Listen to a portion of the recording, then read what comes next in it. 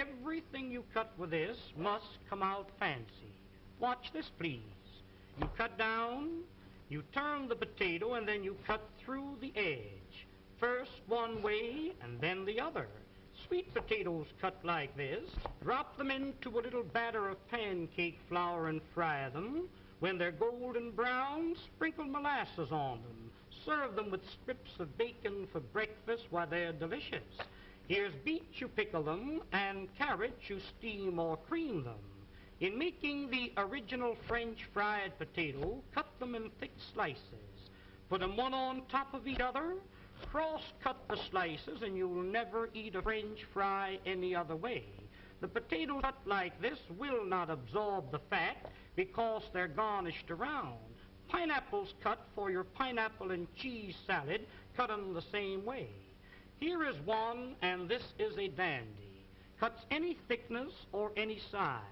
Open it for a thick slice, close to the top for a thin slice. Saratoga chips, you can make them for 3 or 4 pennies a pound. Just pull the blade towards you like this. If you want the slices thicker than this, open the blade, there's a thick slice. Shoestrings for your Friday fish dinner, cut them down like this. Chop them up for your vegetable soup. What this knife is really intended for is for cutting the cabbage. You know the old-fashioned board, how you rip and tear, sometimes nipping the ends off your fingers. Lay it flat and pull it lightly towards you over the cabbage. The weight of the knife across the cabbage is all that's necessary. Why, ladies, when you get slaw cut as fine as this, you'll certainly appreciate eating it. The crowning feature of the set is the cutter that I'm going to show you now. This is known as the Champeen Vegetable Mincing Knife and Noodle Cutter. Now, when you want to make some real fine noodles at home, you roll the dough out like this. Dip this into a little flour so it doesn't stick to the dough, and as you roll it over the dough, that will cut the noodles in long strips, 10 at a time. Did you ever try to chop up a little nuts for cake? Why, I've seen ladies chop nuts and the nuts land up on the ceiling. Sometimes you chop the ends off your fingers. When you want to chop up a little nuts for cake, cooked meat, clams for chowder, soup greens to throw into your soup, making a little pepper or chicken hash is just a few strokes rolling it up and down. Why, here is without a doubt the meanest thing in the world to cut parsley. Put that in a grinder, you really grind it too fine. This machine, instead of crushing the parsley, cuts it quick, clean, and dry, leaving every bit of the juice and every bit of the flavor. Now, to clean this machine, you press the button. Rinse it out in a little water. When you're through using it, hang it up and let it dry. Here's one here that every lady should have in her home, known as the Parisian scoop. You lay it flat, once to the right, once to the left. When you scoop them out, you'll get a perfect round little ball. You can pot roast these, cut them out of cheese or cut them out of butter. When you're serving a fruit cocktail in the summertime, take your fresh cantaloupe, scoop them out like this, mix them with apples, pears, and watermelons, makes a delicious fruit cocktail served with a little cracked ice like you see here. But here is a tool, ladies, if you ever do get it, you'll thank the day you've seen this demonstration. When you press, it locks. It's like a pair of human hands. Reach in the oven and take the biscuits out of the oven. Ever take the hot potatoes out of the oven and burn yourself on the elbow? A roast chicken out of the oven, a piece of meat out of the pot, spinach, asparagus out of the water. Why, around canning season, when you're preserving the fruits, to take the hot fruit jars out of the water like that, that machine is worth dollars to you. And here's another one that I really know you'll enjoy having in your kitchen, known as the safety grater. No doubt you're familiar with the old-fashioned grater. I've seen ladies take a grater and rip the knuckles off. When you want to grate up potatoes for delicious potato pancakes, this has a smooth, flat edge, impossible to cut yourself. Just like you were washing clothes, you rub it up and down, and you really grate your vegetables real fine. retaining all the flavors and all the juices. Breadcrumbs for when you're serving veal cutlets or anything like that. You want a little breadcrumbs to fry your fish in? Why, there's the greatest proposition in the world. Use that for coconut, cheese, or horseradish. When you're through with it, just hit it down like that. That knocks all the food out. Rinse it out in a little water and hang it up and let it dry. Now, here is a stone made of carborundum and sapphire quartz, which is made purposely to keep these knives sharp. When they get dull, a few strokes over the edge like this, and you can put a keen cutting edge on it. If you have a dull knife or a dull pair of scissors, an old sickle or a scythe, a lawnmower, cleaver, an axe, there's a tool that will really put an edge on the knife so the knife will really cut for you. I just want to give you an idea of how sharp that knife really is when you sharpen it with that stone. Ladies, I've seen some of you try to open up cans. Now, there's a can of Campbell's baked beans. I've seen ladies open up a can and you poke a hole in it, go round the top, hippity-hop, and your finger slips. Let me show you a real proposition. Look, lay it on the can, lift up the safety, and turn the key. That locks itself on the can. No harder than you were winding up your watch. Wind up the key and that'll cut the top off of the can slick and smooth. Notice how the end raises itself up in the air so you can lift the lid off, giving you a clean, smooth edge. Now that can be used for sardine cans, square cans or round cans, exactly the same way. Now this tool here, my dear friends, needs no introduction. This will save you on an average of $20 to $30 every year you use it as a peeling knife. Here's a grater for cheese, coconut, or horseradish, a fish scaler for scaling your fish, and when you're coring your apple, it's just a slight twist of the wrist, and there's the apple core. There's one more tool that I want you to see, and I want you to watch this one very closely. Many a times when you're baking a pie, you have a pudding in the oven. I've seen ladies wrap a towel around your hand, and many a times you burn your fingers. Hook this onto the pot like this and lift the hot pots off the top of the stove. You've got a pie pan in the oven, catch a hold of the pie pan like this. Why, you couldn't get it off with a team of horses. This will positively lift 100 pounds. There's a pail of water weighs 50 or 60 pounds. That's the way you pick it up. But there's one more tool. I'll be all through and I'll be finished. Oh, now the next tool and the last one is what they call the Sarah Bernhardt cutter. This was invented by the head chef of the Imperial Hotel in the city of Berlin, Germany. You place the screw into the center of the vegetable. Twist the vegetable until the threads catch a hold, then you wind this up. You keep winding until you utilize the whole potato. The faster you turn, the quicker the slices. Why, ladies, here's a machine for slicing onions. The first onion that you slice with this cutter, you'll bless the day you've got a hold of it.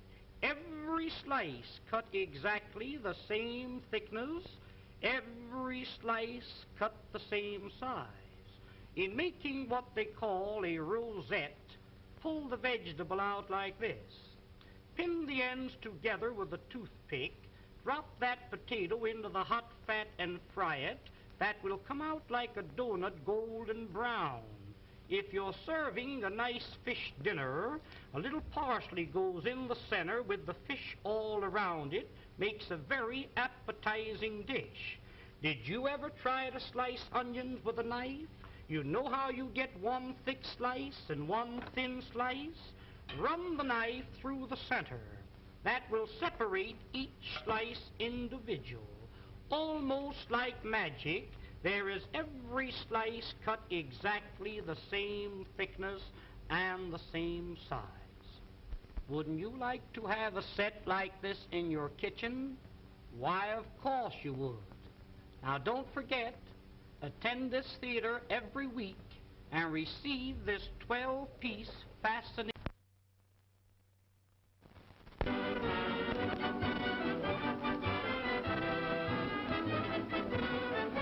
Ladies, and gentlemen, the management of this theater takes great pleasure in making this announcement. To each lady attending this theater each week, will receive absolutely free a fascinating 12-piece kitchen cutlery set, one piece each time. It is really interesting and amazing to know how you can prepare your meals in an appetizing and pleasing manner. There's an old saying, and a true one, that what is pleasing to the eye is bound to be pleasing to the appetite. I'm going to demonstrate this set to you, and I want you to watch it very closely. The first cutter that I'm going to show you, now this first one is known as the Parisian cutter. Wind it through the potato like a corkscrew. When the cutter appears on the opposite side, pull the cutter out. Place the handle in the center and twist it out. This is what they call a French curl. When you fry these, they come out like donuts, nice and brown. Serve them with your steaks or pot roast them. Unwind it, there's two curls out of the one potato. Tomorrow morning for breakfast, wind a little strip of bacon around the potato and serve them with bacon and eggs. They're delicious. Different colored vegetables, wind them together and you get the two colors. Here's a little trick cut. Split the curl halfway through the center. If you're making a shrimp salad and you happen to run short of shrimp, mix these in with the regular shrimp. Upon my word, you couldn't tell the difference until you start to eat 'em. Now the rest of the potato, you stuff it. We'll call this a little chicken. We'll call this here some hamburger. You might have a little meat that's been laying in the ice box for a few days. Chop the meat up fine, season it highly, stuff it into the center of the potato and bake them with the skins on. When they're done, cut them in two. Serve them on the half shell just like that. Serve them in slices when company calls. The more company you have, the thinner you cut the slices. If your mother-in-law calls, give her a big piece like that.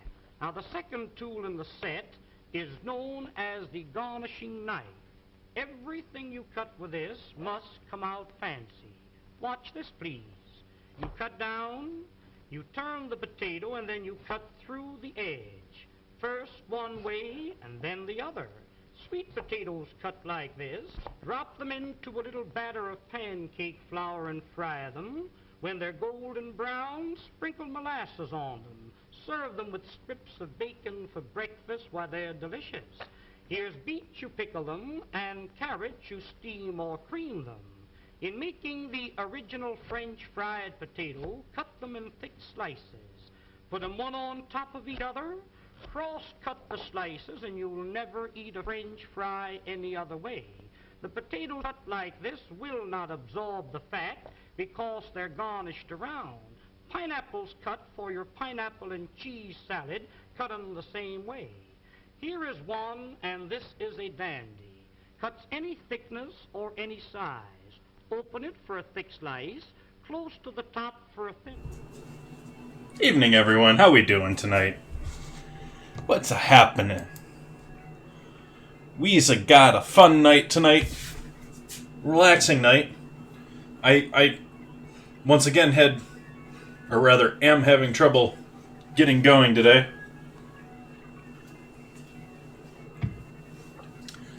I don't know, I've just been massively tired like this last week. It's been rough. So anyone new in here or returning, we do have a Stream Raiders loyalty map going on right now. So big rewards on this one if you guys are interested in Stream Raiders. This is a map to be involved in. Working on defrosting the chicken here. Gonna use the legs and thighs tonight for tonight's dinner. Gonna do, let's see, did I update my dinner command?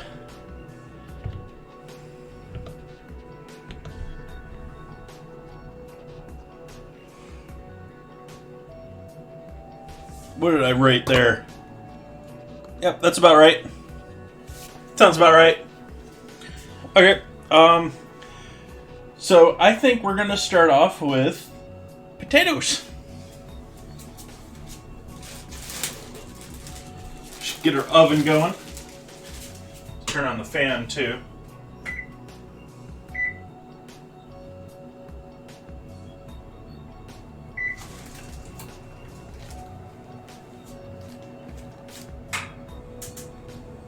Huh.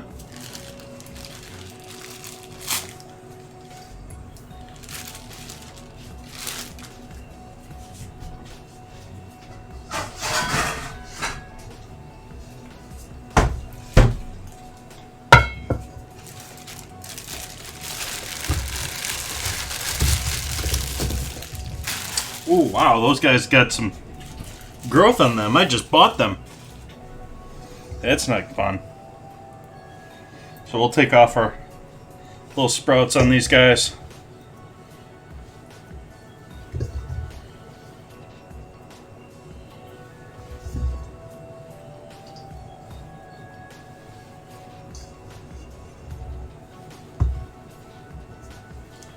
They're fine if you just got a little of it like this. You don't want to have... This is sort of actually on the edge for these guys being this small, but you don't want them any larger than this, really.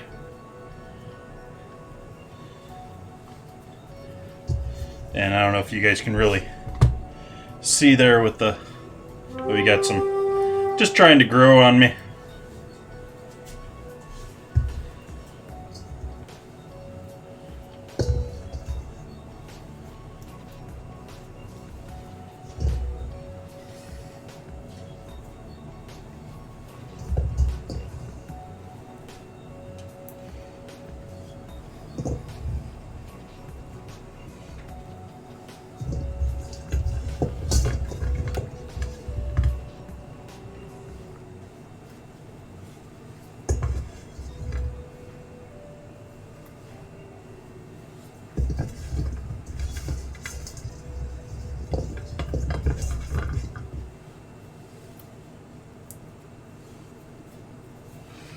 Okay, well, we're going to give these all a rinse.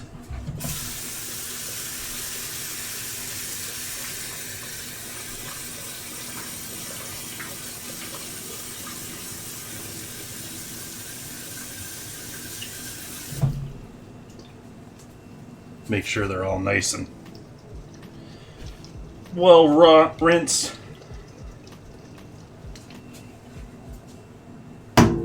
Yeah, this is sort of a bummer batch of potatoes here.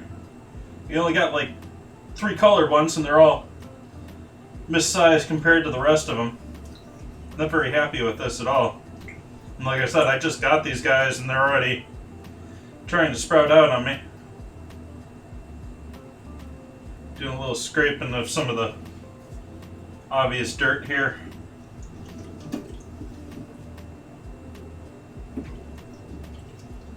Welcome in, Botita. How's your Sunday going?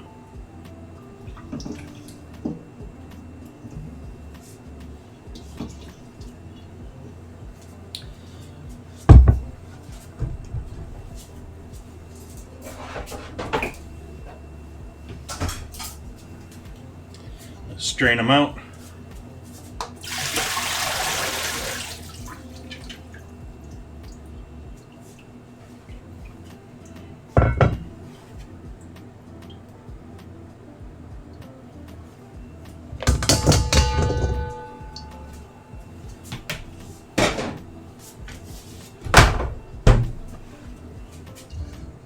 Nice. I think I'm going to cut this guy. I think the rest of these are pretty much okay. Roughly the same size there. But this guy, he needs a little assistance. So we'll leave it like that.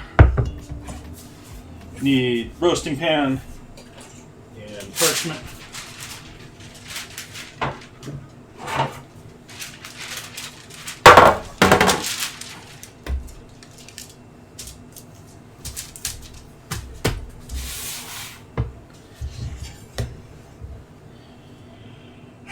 What all do I want to go on with my potatoes tonight? A little sunflower oil. I think we're gonna go relatively simple with the potatoes. I think I'm just going to do salt and pepper with the potatoes because we're going to be roasting a bunch of other things here.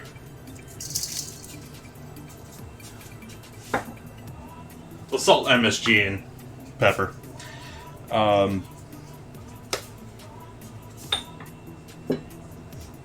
Because we got a bunch of veggies. And I think we can play with the veggies a bit more with some heat and spice and that. I think I just want my potatoes sort of plain compared. We're going to be roasting cauliflower tonight. We're going to be roasting carrots. Going to be roasting parsnips. So we got an assortment of veggies too.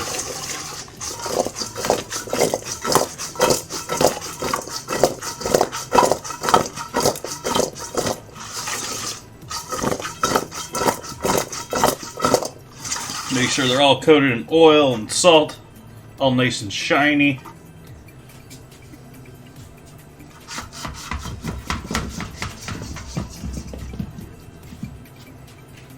Single layer on the roasting pan.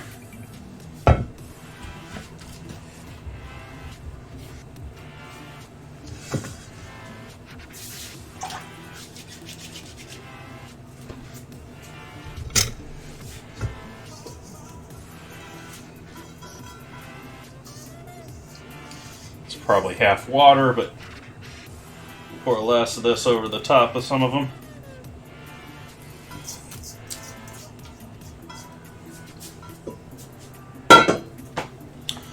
Tonight's dinner could go pretty quick. We'll set those back here on the stove to hang out.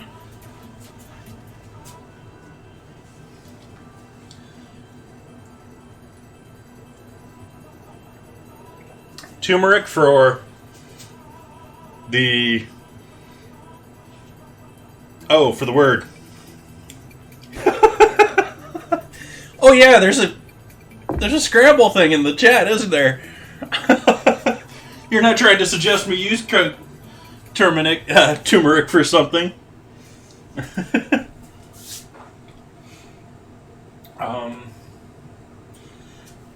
see if we can't deal with this chicken now. I'm worried this chicken's probably going to be a little too frozen still. We're starting to feel pretty flexible there. Chicken breasts may be still frozen, but we're probably not using those tonight. Actually, I'm not using those tonight. Those are either going to get used on Wednesday or next Friday. Well, excuse you, Drain. So rude.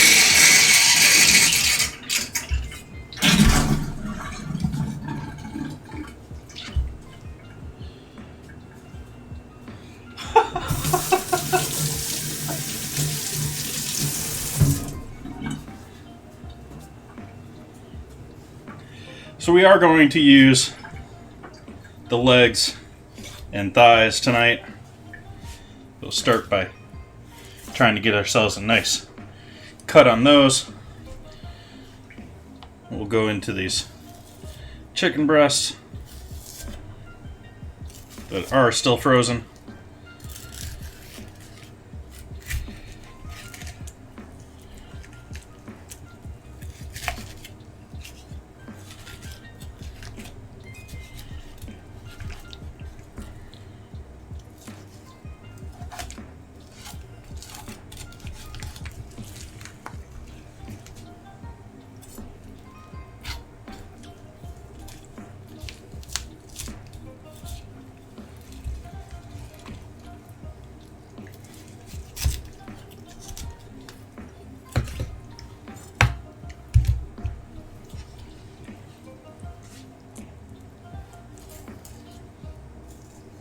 Carcass we're going to save for...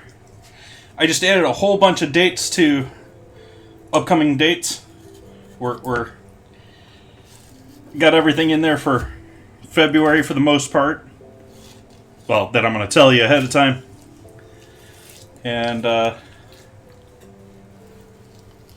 Yeah, there's I think it's the 28th. Gonna be doing an all-dayer. Gonna be making stock again. We'll do breakfast. I've had a number of people suggest I do like a daytime stream for cooking. So that'll be our sort of daytime stream.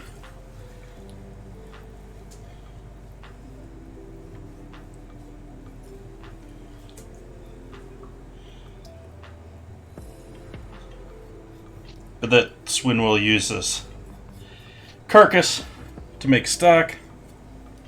Oh, come on, quit being difficult, chicken.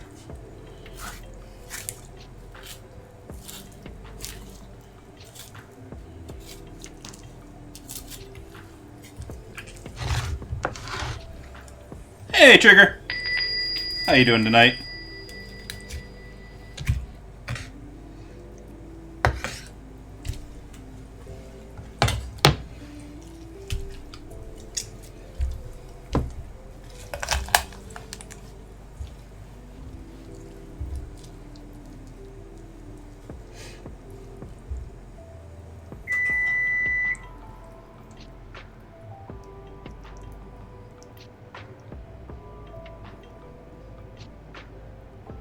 But it might get better. Not sure what you're after there, Trigger.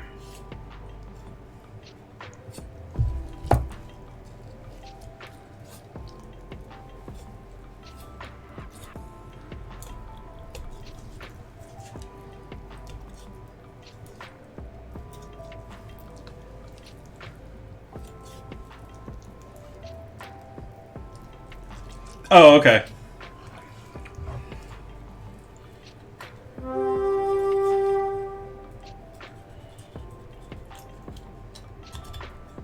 Yeah, it's an early evening still. It's not even evening here, really.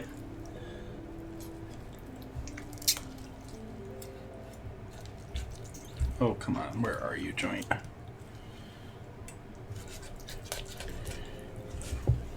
Oops. Cutting through muscle. Not good.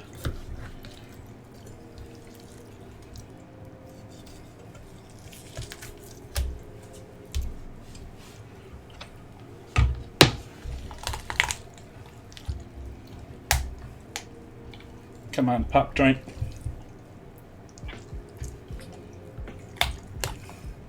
See it right there. We want to go all the way up here. Get this little... It's actually called the oyster on the chicken. It's one of those. I didn't do a great job of cutting either one of them out, but normally you can pull it down right to the bone there.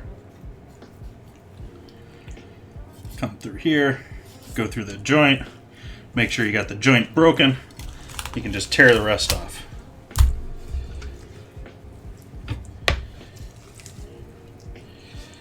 And then from there, you can just crack the spine.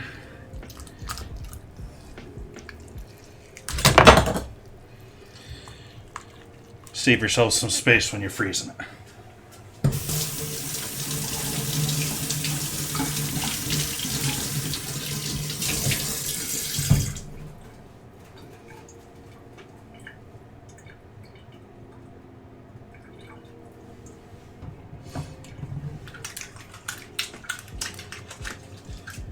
I don't think there's much gentle about what I'm doing there at all.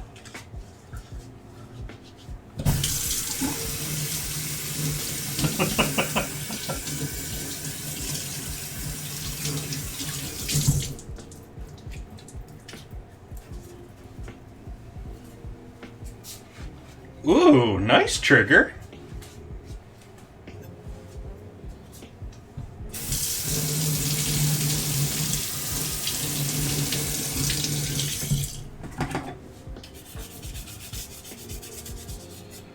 Now we got that sorted. We'll bag up the chicken breasts for some later date. Whether that's for with charcoal or with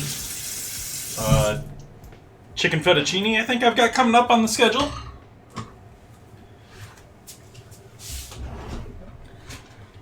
And the carcass, obviously, like I was saying before, for late next month. Hey, Jersey, welcome in.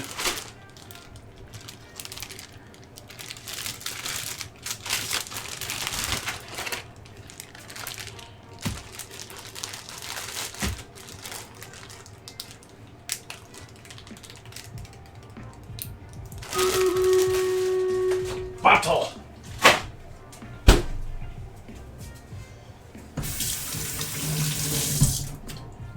So we'll run our battle. We'll do our 1 minute ad, and I'll continue packaging these up while we do that 1 minute ad.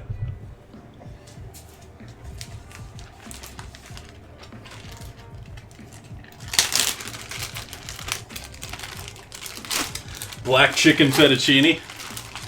No, well, I'm not going to do fettuccine for charcoal night when I have it set in the schedule for like the next day. Why am I doing that? I wanted to save the chicken breasts, not the legs. And yeah, I wanted to bone these out too, so I'm not done with the knife either. Way to plan.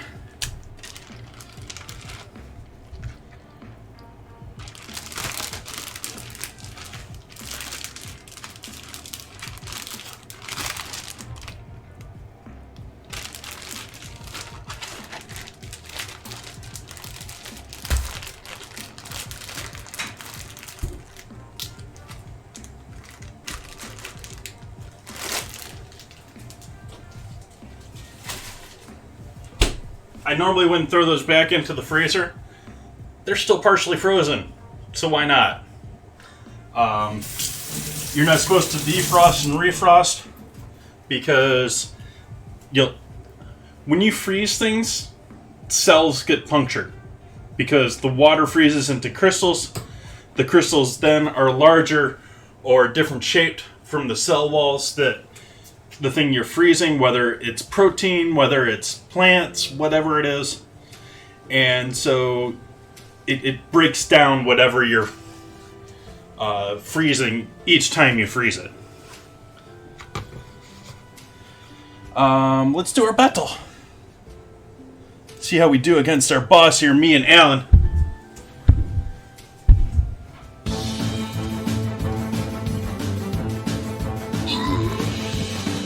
Wow, that was a quick one. Alan's gonna get all sorts of rewards here.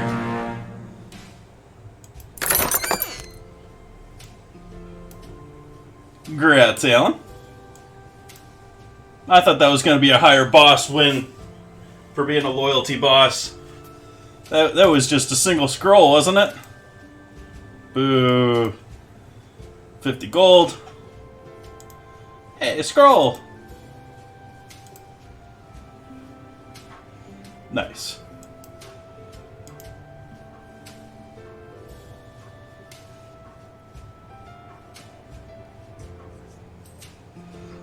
I'm gonna go with my Berserker. We'll cross off most of this guy over here.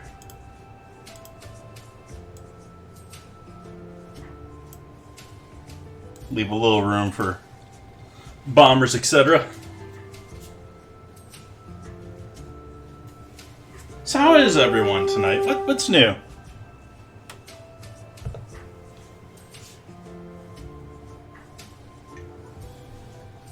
Take a moment here before I get my hands dirty here with chicken again. Is our oven up to temp yet? Yeah, it is. Okay. So let's throw our potatoes in there, minus the sprouts. Sprouts are all going to get roasted anyways. Start a 40-minute timer for those bad boys.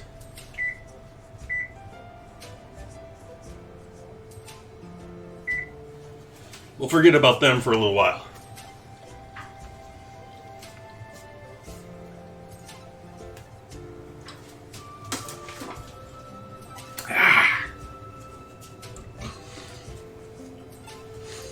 You're anxious? What are you anxious about, Trigger? Nice, Leo. Good relaxing time. It's good to have.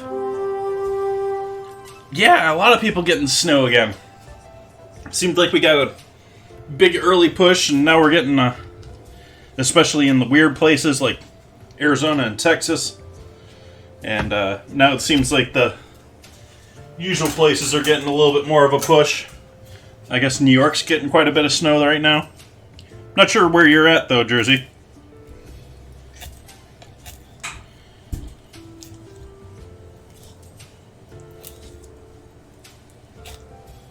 Yep, we're gonna bone out these frozen thighs as well. And legs.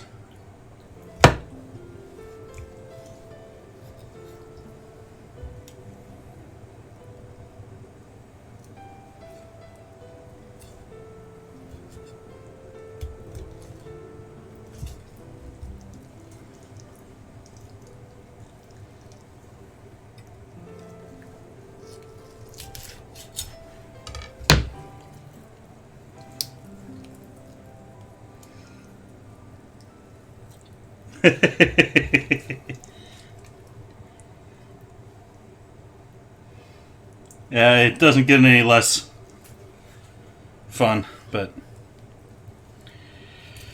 yeah, I shouldn't talk.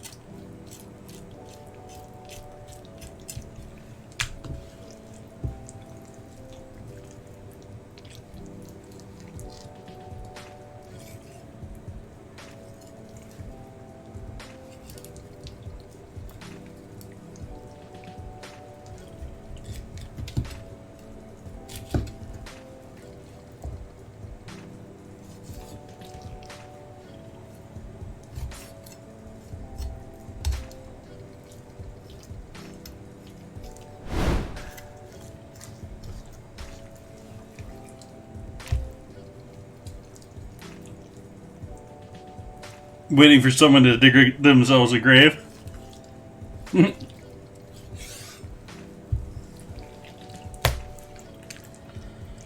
So there we go. There is our thigh and leg meat. And we're gonna... I think we're gonna... do we want to leave the skin on?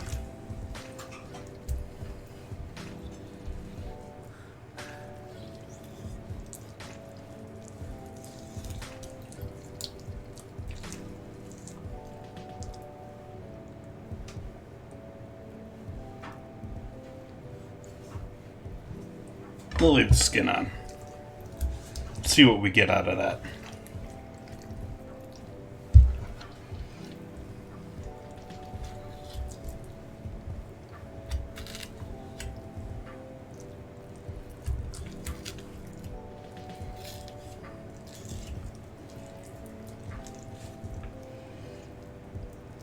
Oh, I thought it was against the muscle bone there.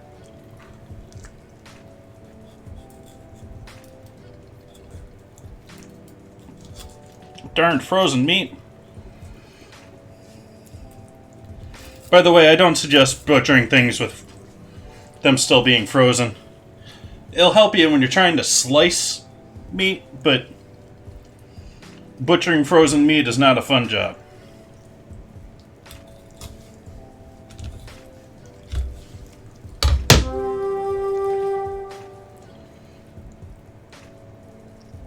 Not right this second, Leo. I do have a noisy refrigerator, though.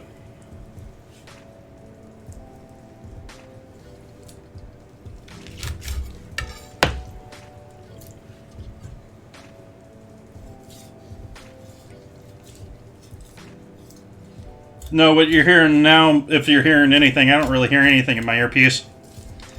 But you might hear my fan going up there. Or you might hear the oven. You're probably hearing the clicking of the oven, if anything, of it lighting the fire on and off as it regulates the temperature.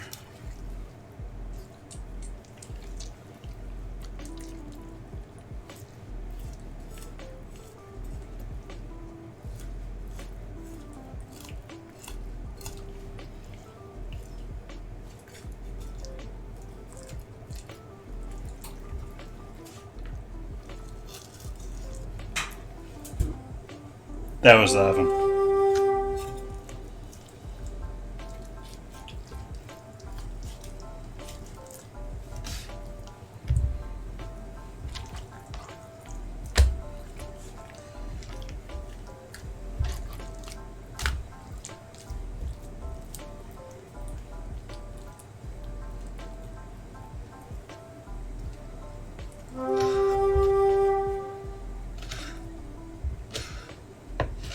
Come on, knife.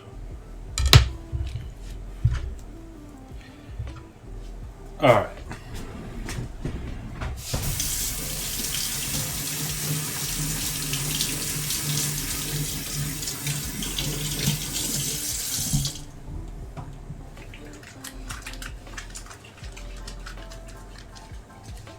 Truck's still in service. Gonna be in service for who knows how long. But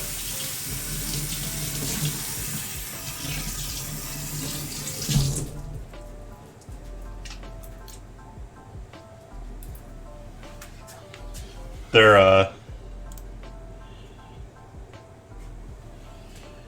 rear gearbox got torn up. I'm not really sure doing what. Probably towing things improperly at some point in the truck's life.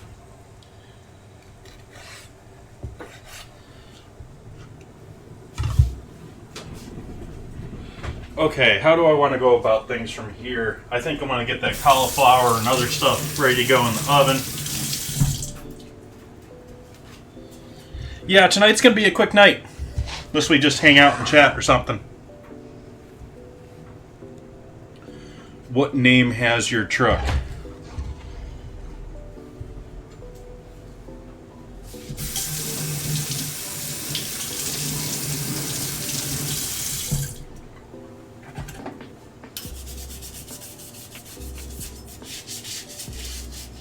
Oh. I got a Ford F-150. Like everyone else in the U.S.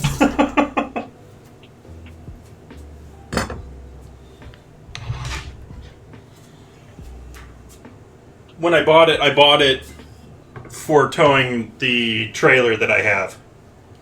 And for the weight class that my trailer is, my mobile concession trailer, I was either looking at a diesel truck, or Ford had just come out with their turbo V6, which it's a V6, but it towed nearly 10,000 pounds, which nowadays they're beyond that, but that was a pretty big jump because when they went to that, before that, it was like maybe 5,500, 6,500 max for a F-150. I mean, you could do more if you get into the 250s, 350s, and the diesels and all that.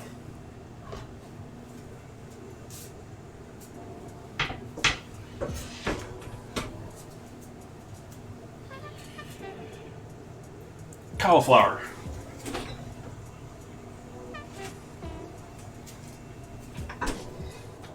Cauliflower.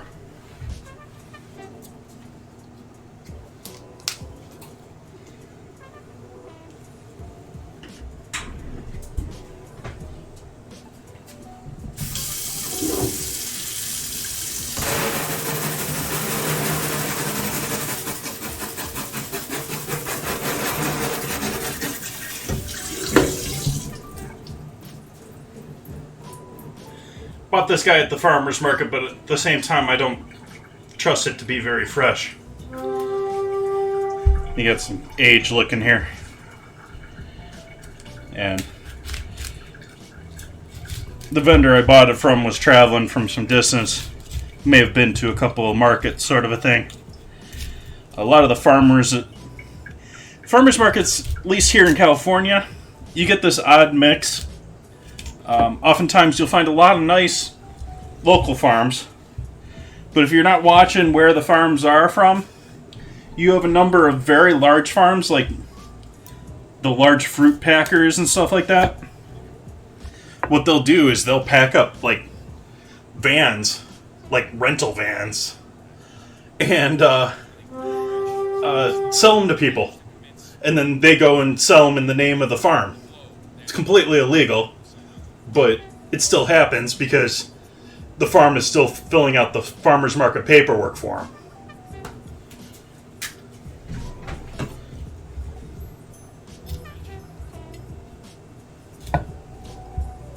Just going to break this down into nice little nuggets.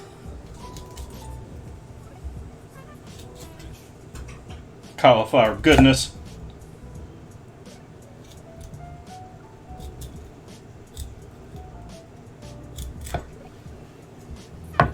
Hey, Buddha butter. Buddha butter. How you doing this evening? Hopefully you're having a lovely evening.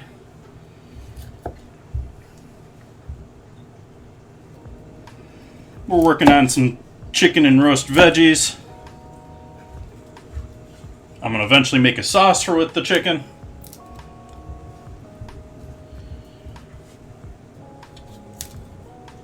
And might have some hot chocolate here by the end of the stream too.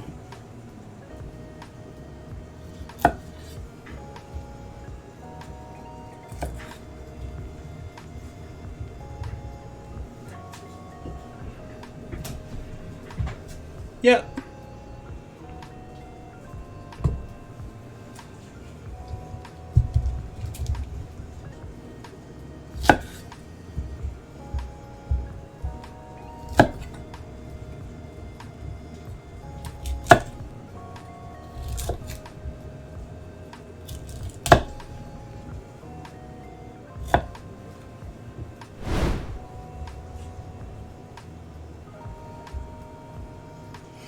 I'm going to use some cocoa tonight, but I'm going to use some real chocolate as well. There's going to be some bourbon and marshmallow involved. There might even be some candy involved. Have to wait and see. But I've done hot chocolate on stream once before for National Cocoa Day last year. That was in like November or December last year. So not too long ago.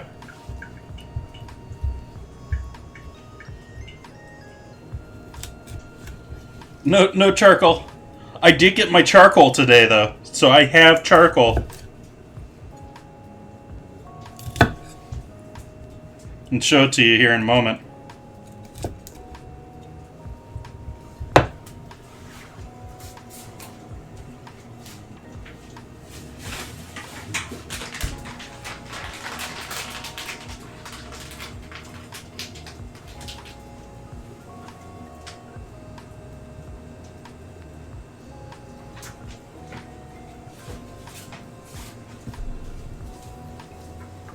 Charcoal's even on the bag. Got it all over my fingers.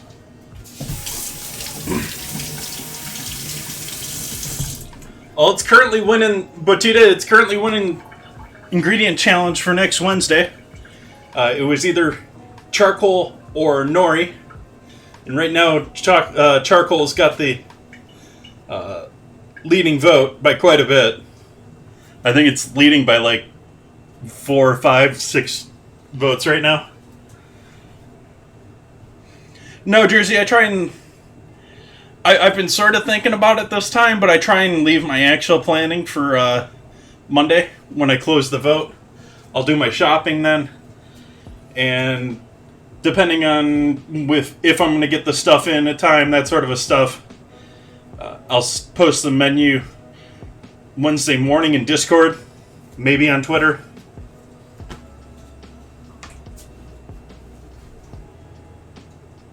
So yeah, 6 lead. Yeah.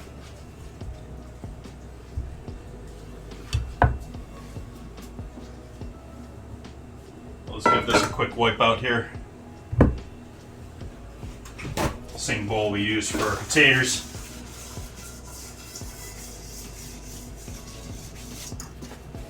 Nothing but oil, salt, and water anyways. Throw in our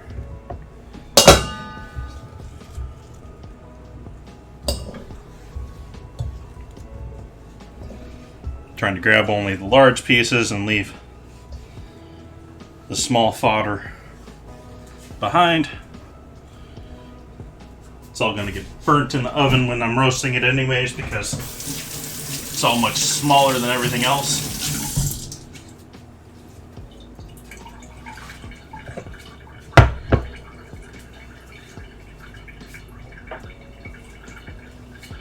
Start this one off the same way as last time. Same way as last one. Oil, salt, MSG, and pepper.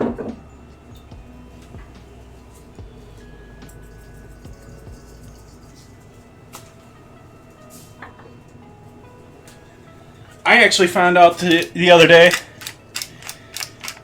that MSG is the first,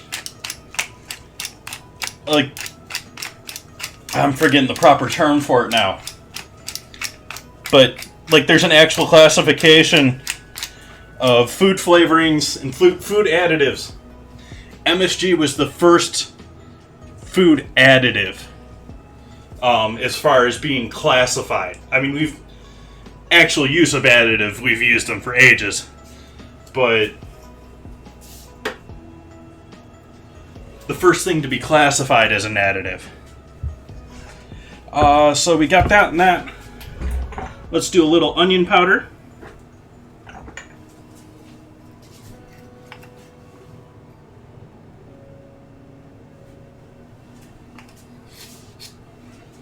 A little cayenne. Maybe a little heavy on the cayenne.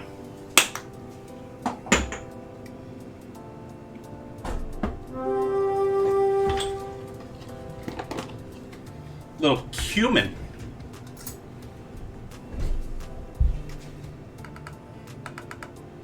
Maybe we'll go cumin. Maybe we'll go this route tonight and use a little cumin with the sauce I'm gonna do tonight. I'm thinking like a garlic honey butter sauce. A little cumin in there.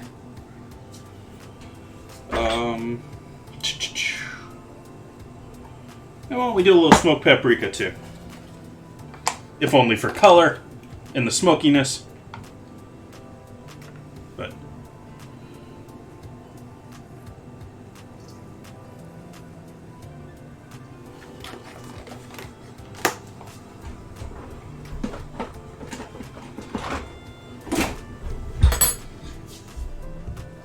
we'll give these a toss as well.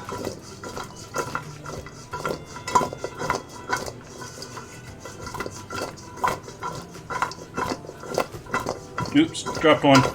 Gotta run away. Need a little bit more oil for those guys, I think.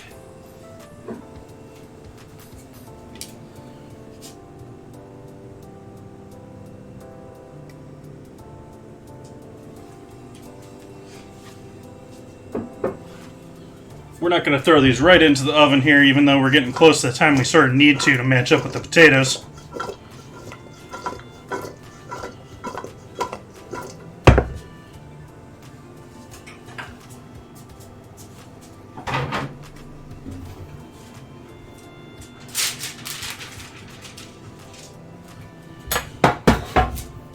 Because we're going to do the same thing with some parsnip and carrot. I'm just going to do it all in the same pan here.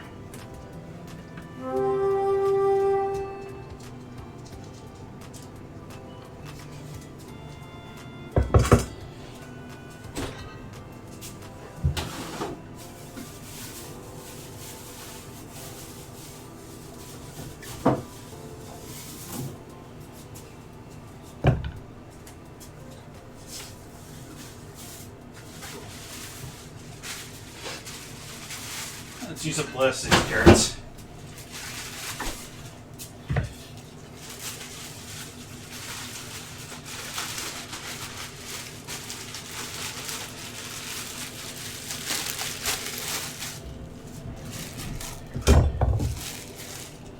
Ooh.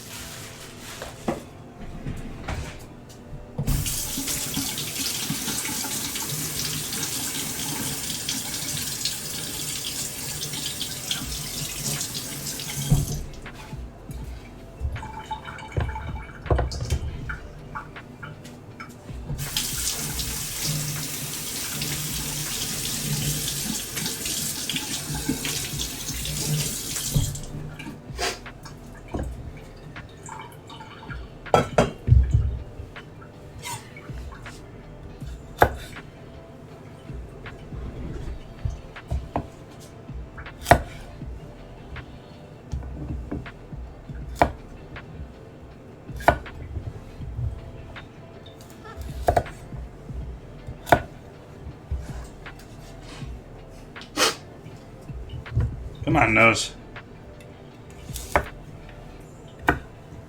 Getting stuffy for some reason.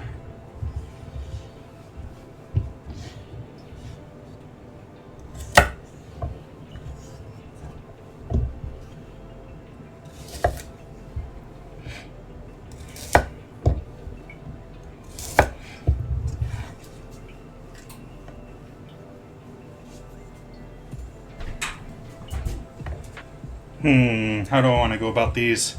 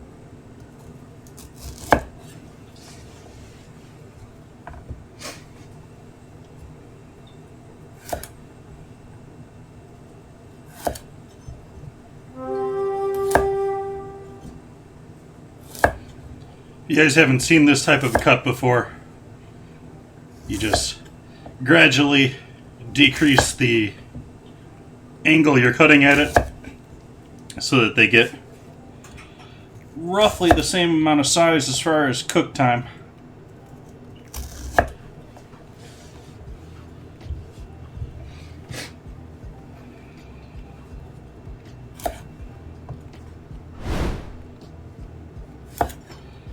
You can just rotate it so you keep cutting in the same direction.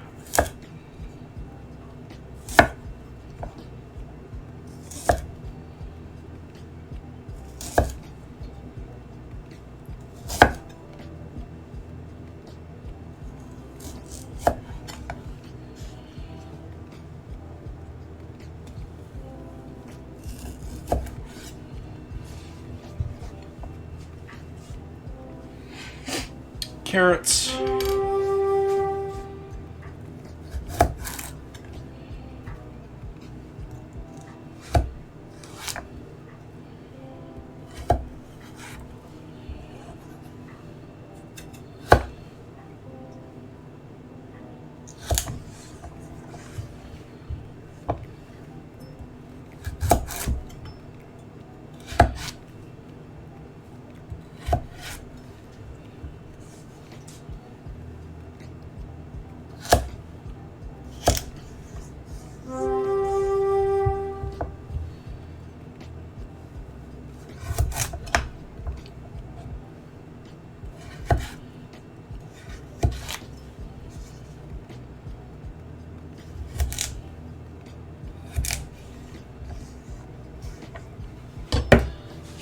Awesome.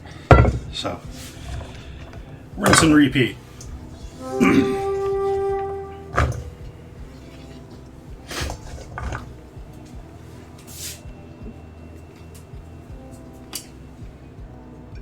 Oil.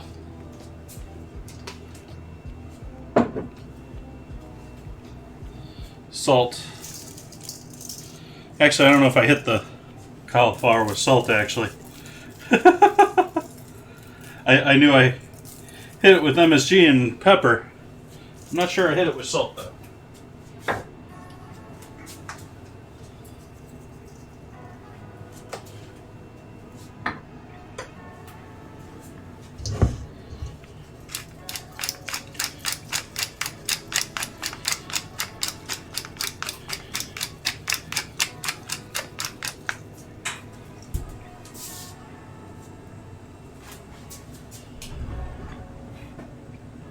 What did I do with my spoon?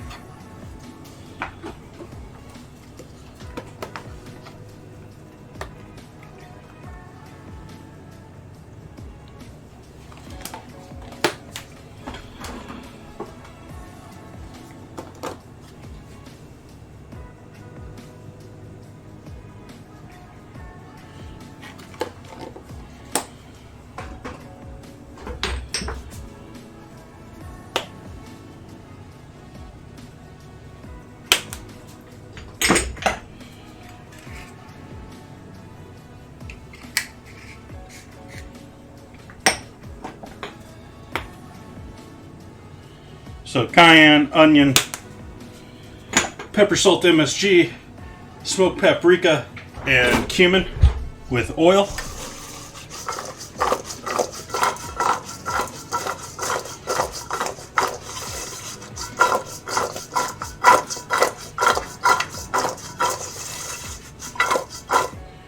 And then we got those all nice and coated, glossy and shiny. This is parsnip and carrot.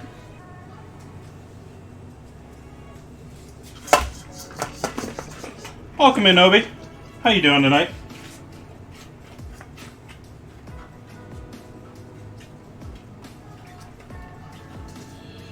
Alright, so we got our cauliflower, our carrots. Throw those in the oven. Potatoes are looking nice.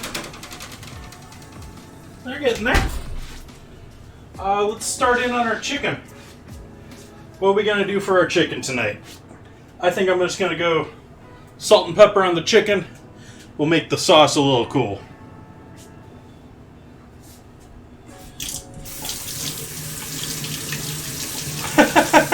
Metro.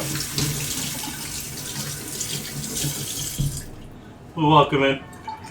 What were the guesses?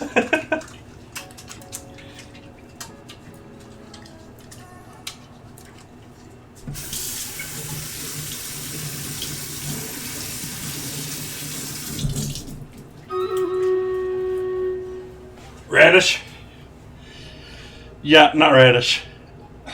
Battle. So, 1 minute ad, guys.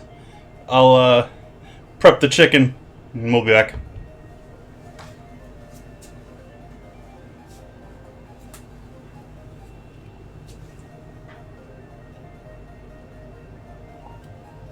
No, parsnips, if you guys aren't familiar, sort of like a white carrot. They're sweet. They have almost, I want to call it almost like a pumpkin spice effect to them. And they're more fibery than a carrot. So they're going to have a bit more to them. They're great as a puree. Most steakhouses have like a parsnip puree with it. Making parsnip puree can be a bit of a pain in the butt because they are fibrous, and so you got to push them through a strainer, or you got to put them through food mill or something like that.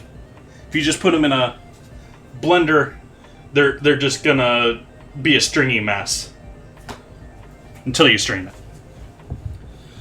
Everyone's back now, so let's run our battle.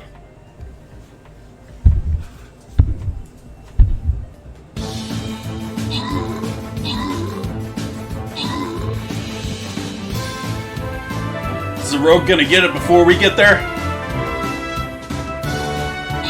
No. Victory!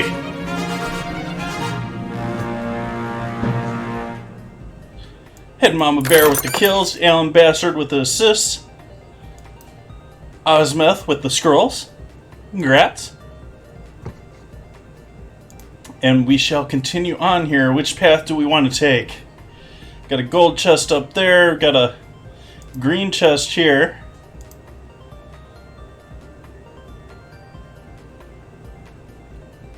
Or we got a chest in the center. What do you guys say? We have any fans of any particular method there? Although, whatever reward we're after is probably going to be on Wednesday.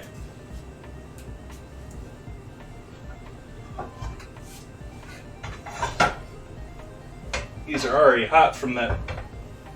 The exhaust on this oven just comes out right here. And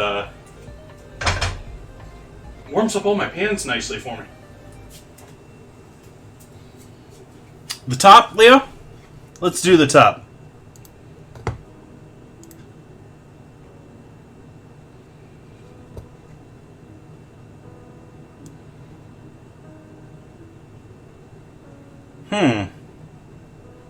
I'm going to put my tank right there. And I'm going to say sort of I'm not 100% sure, but I want to say we should probably avoid the center. Because this is going to be hard past the cross to get to him. I think the easiest, the least resistance is going to be here, but I haven't done this map before. This is just my guess. We'll see how it goes in 30 minutes.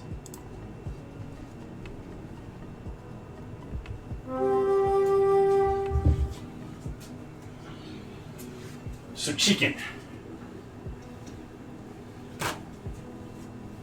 I'm going to quick put the chicken breasts on some paper towel over here, and I'll bring it back over to the cutting board to season.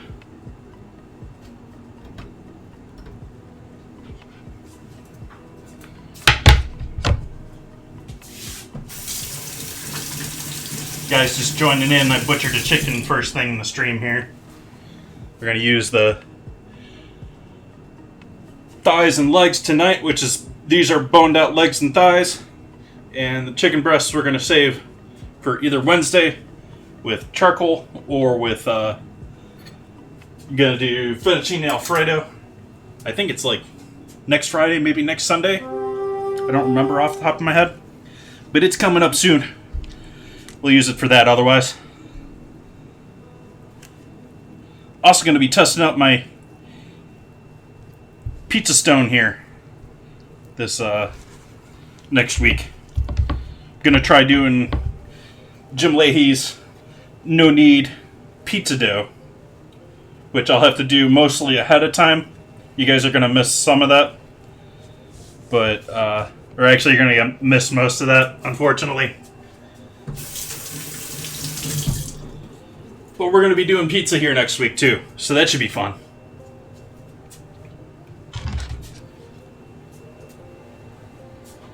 I brought these over here to season them, and then I played with them and moved them away. But heavy salt.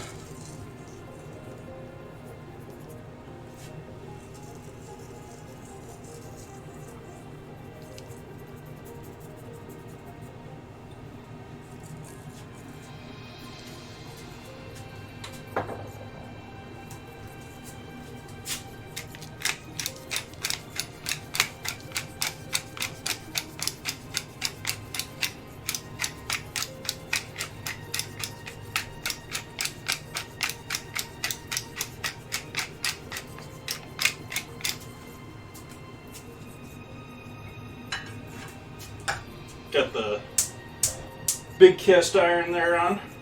Turn the flame on. Put some oil in the pan.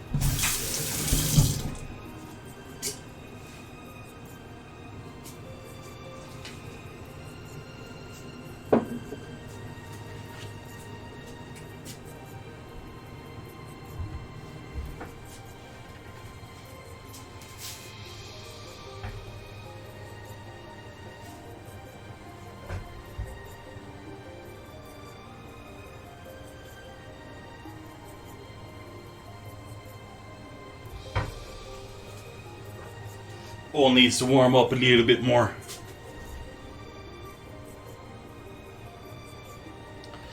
Gonna do a little bit more classic of pie. I've tried doing pan pizza. I tried doing, what's the name of the flour company? Famous flour company. They have a recipe out there for it. I tried their pan pizza. It's a little heavy. Wasn't bad though. It was a decent pan pizza. Yes, King Arthur. Thank you, Jersey. And, but now I'm going to try and do Jim Leahy's. Now that I've got a pizza stone here to use and trying. I'm pointing at it, you guys can't see it, but it's next to all my salt and stuff. It's right here. But, yeah, so I'm going to try Jim Leahy, Jim Leahy is sort of like the guy that was credited with the original no-knead bread recipe that I use all the time, where I 400 grams flour, 300 grams water, little salt, little yeast, mix it up real nice, come back to it the next day and shape it and then bake it. That's not an enormous pizza stone. It's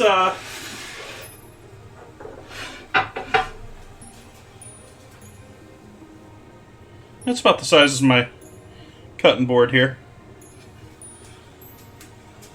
I got the marble thing behind it that you may think is the big thing.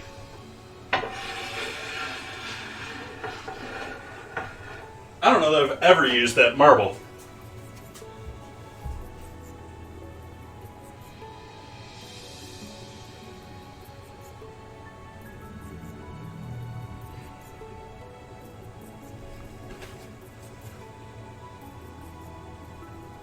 I actually plan on using this guy as sort of my pizza peel.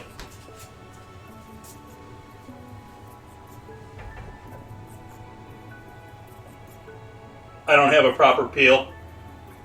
And that, I think, will probably work. I've used it as one for... This is my pizza peel for when I'm making frozen pizza. Hey, Mr. Landiggity, how you doing tonight? Alright, so we got our chicken ready, we got our pan ready. Let's do a little sizzling.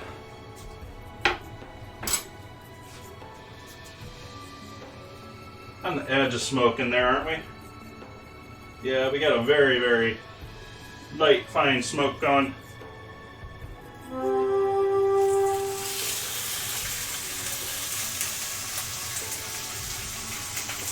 Just tighten right up, just touching that pan. Watching it move on its own. It's like the,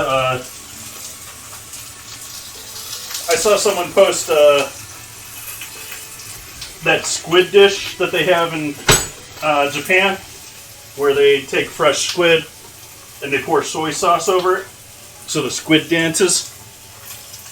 Sort of like what that's like, putting the chicken fresh in the pan, all constricts.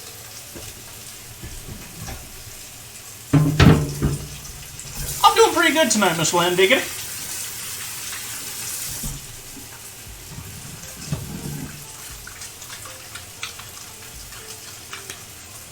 Got chicken, we got hot chocolate tonight. Haven't quite gotten to the hot chocolate. Sort of saving that for the finale. We got a whole bunch of potatoes and veggies roasting in the oven. They're probably, yeah, they're just about to start beeping at me. Let's see how our potatoes are looking here.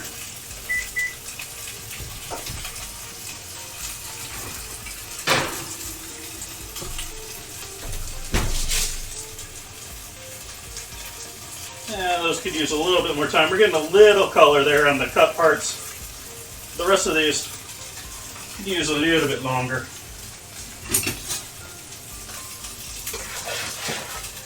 Just make sure everything's not stuck to the parchment at all.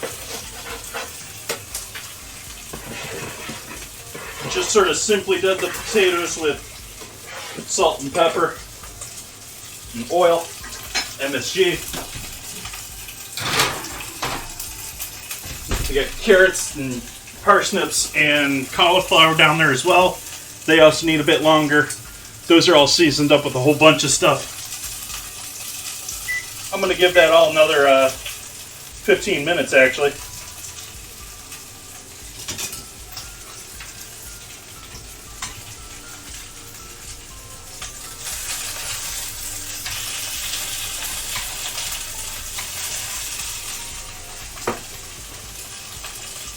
Pan's getting a little cold from my chicken there, unfortunately.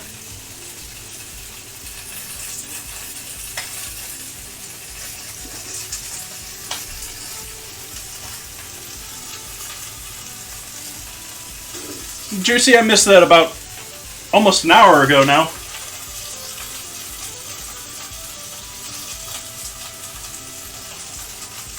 But I suggest next time, oh, let's see here. I'm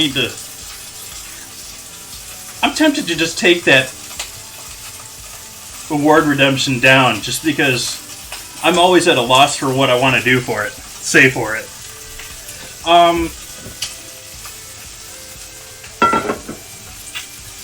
My suggestion is use motor oil instead of regular oil. It'll save you a couple of bucks when it comes to your food costs, your food bills. But that was a rather delayed bad advice.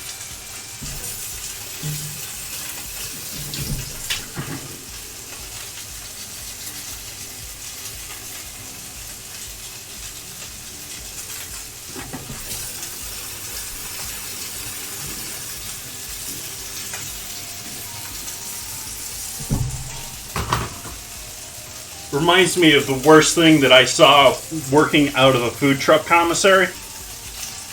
If you're not familiar, commissaries are shared kitchens in the state of California.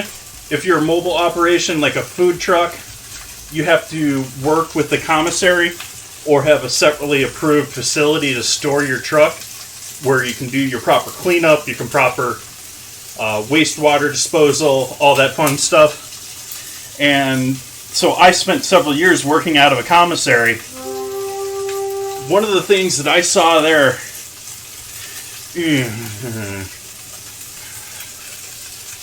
let's empty a third pan of refried beans and then use it to change your oil.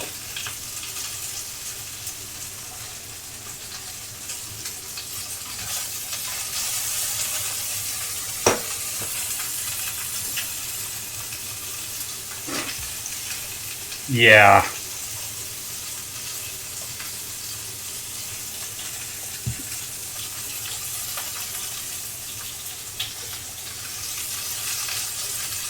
But that is something I witnessed with these eyes.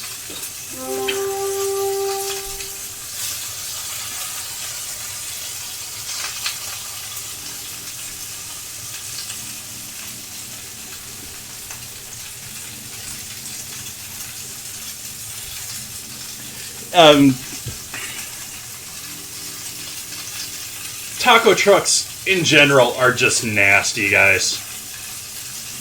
Just fact.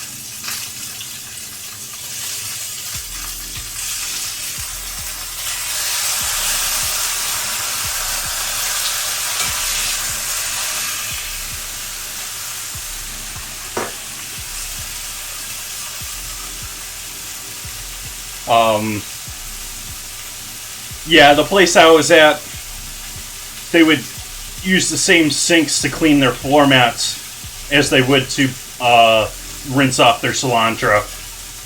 It's... Yeah.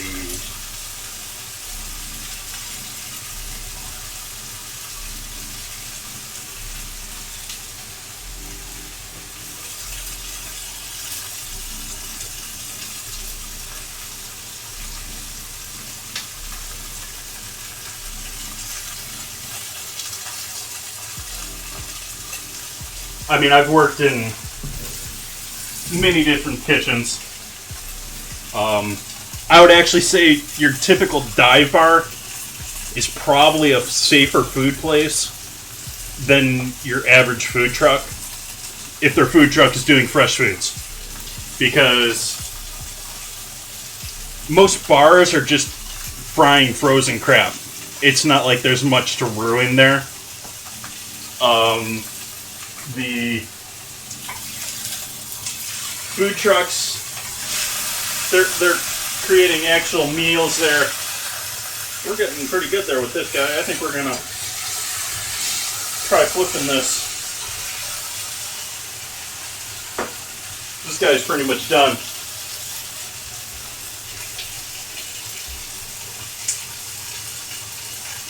But yeah. Now that's also true just here in California, because you have completely different laws in different states and how they handle it and how they do things. So, and I don't know all of them. A lot of them are even more lax.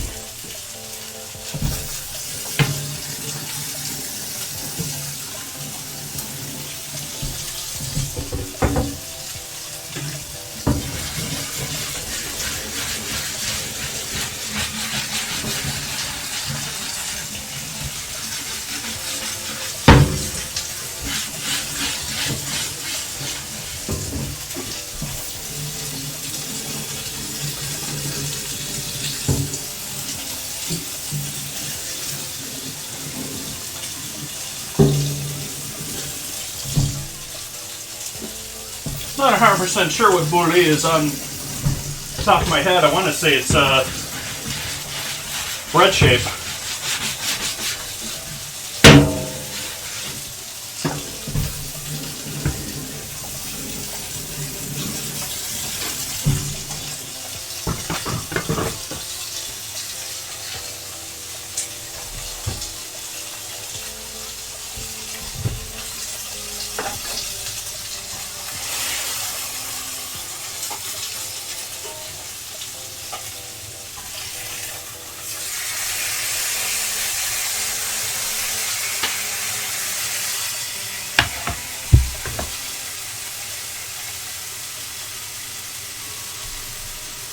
Unspecified meat stew,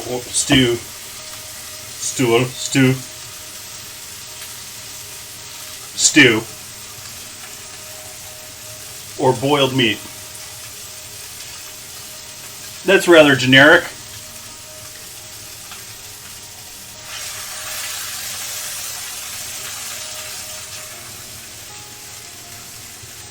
Probably the basis of bouillon. Because, I mean, it sounds essentially like soup.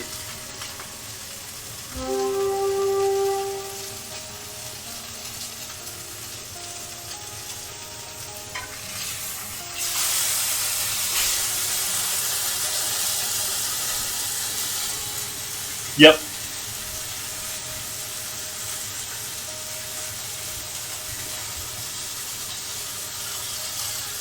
Now, that's sort of weird because I learned the origins of bouillon was essentially a stock, or a broth, but a stock, that was made specifically for a dish, or made specifically for a meal.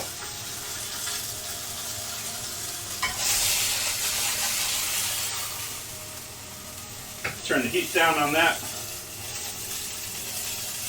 Put that over there. We need a little garlic.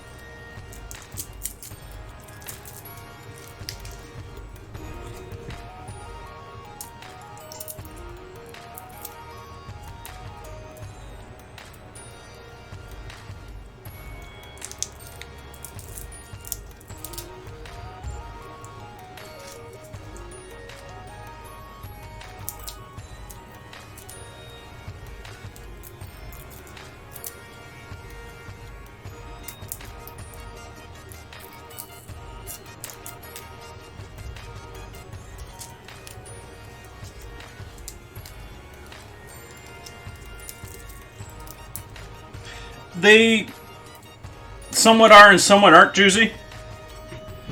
I sort of think of the main difference between stock and broth being, or stock and brodo, being French or Italian. If you want to get more specific than that, I think of stock as being something in a more royal kitchen, being made for proper meals.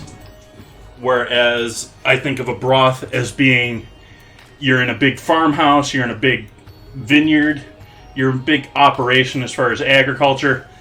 You just got a big pot of stew going all the time with all the scraps, all the miscellaneous stuff that you don't use elsewhere, and that's your broth. But really, it's much more of a regional thing with where it originated from. I just wipe my forehead after washing my hands.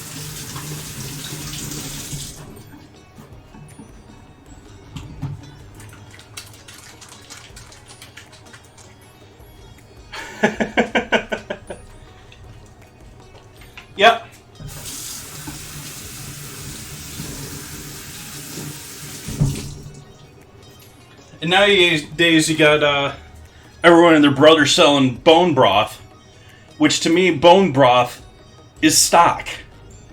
And it's to me, broth is, you know, like the leftover bad pieces of meat and stuff that you had in that large farmhouse or whatever type of a large plantation or something like that.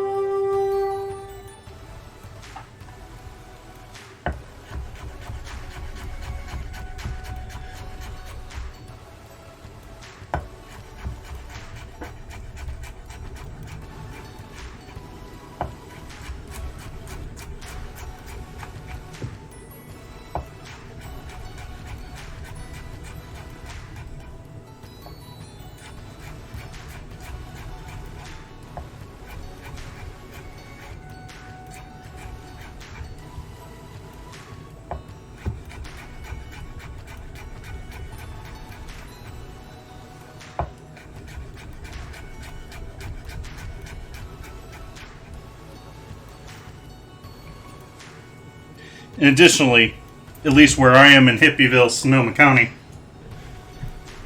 you'd have people like, I used to sell stock at the farmers markets, and I used to sell it as stock because it's what I thought it was. And I would have people just, oh, it's not bone broth? I don't know. And it's like, do you even know what you're looking for? You also have a ton of them looking, and a bunch of misnomers that go along with it, of people that do, like, they'll say, oh, I boil my stock until the bones go limp. And it's like, yeah, right. You don't do that. In fact, why don't you guys just prove it to me? Show me a picture of someone that's cooked their stock until their bones have lost their structure. It doesn't happen.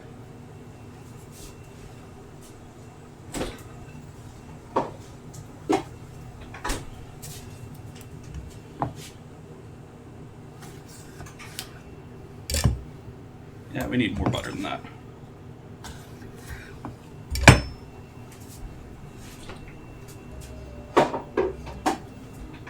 I've cooked stock for days. It doesn't happen. There's some small thin places that'll get wimpy in that, but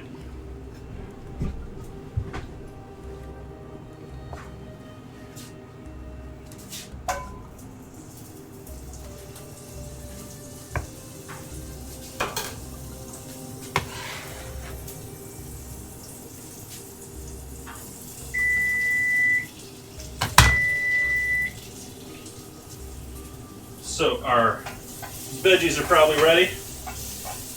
Working on our sauce here.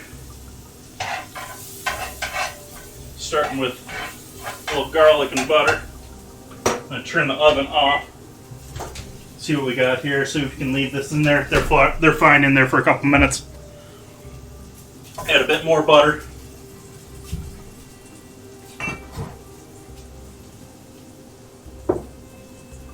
A little sherry vinegar.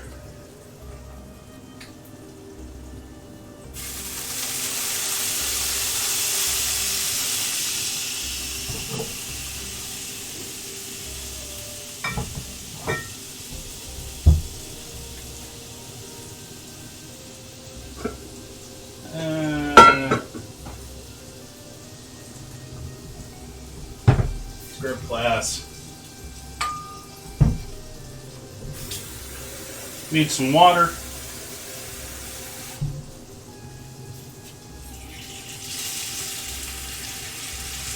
That's about right.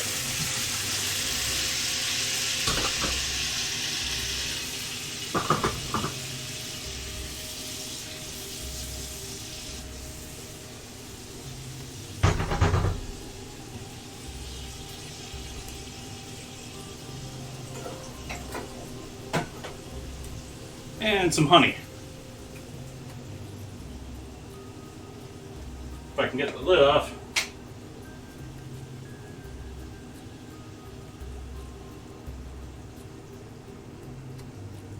Oops.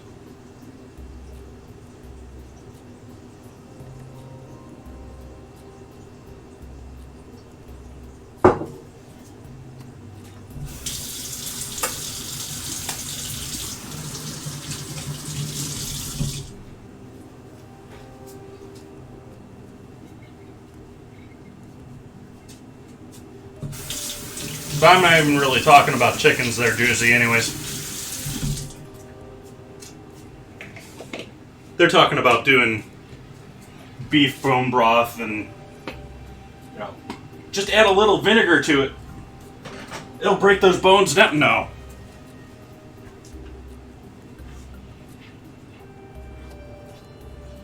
So we got our glossy sauce. Let's add some eccentric flavor here. Do a little cumin, like I said earlier.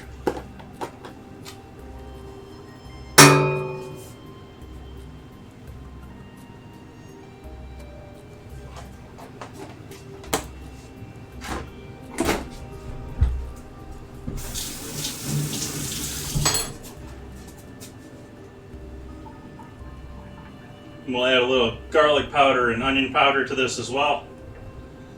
Garlic powder does actually give you different flavors than just fresh garlic. It's that whole Edison thing. The more you dry it, the more you break down the cell walls.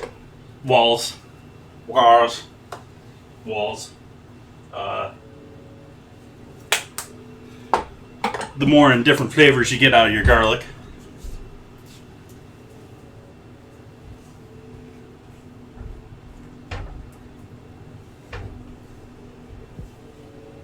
We'll reduce this down until we're glaze-like. We're almost there. Throw our chicken back in there just to coat it, really.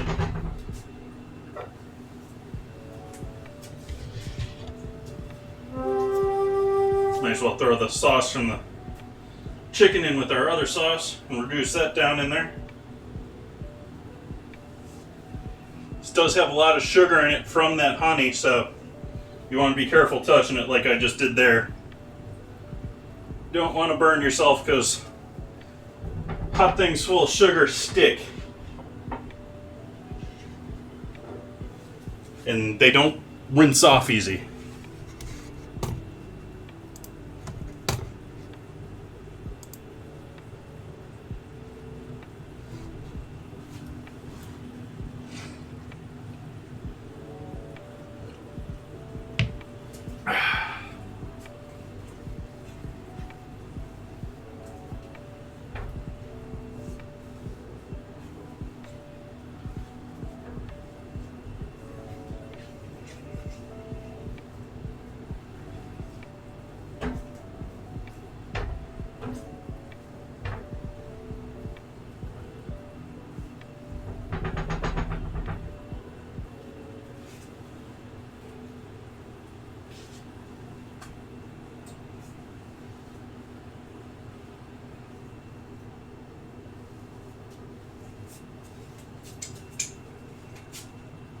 And turn the heat off on that. Just let that coast. Let's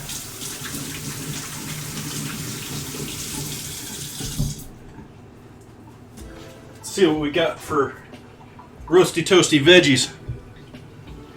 See if these are all beautiful yet. Oh, we got a battle to do too. Nice. So we'll do our 1 minute ad and battle right now.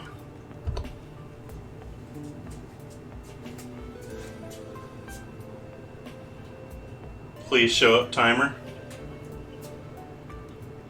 Why does this timer only work like half the time?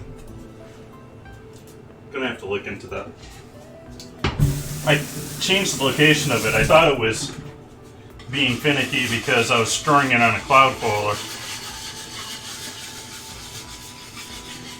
It just doesn't seem to like to work all the time for some reason.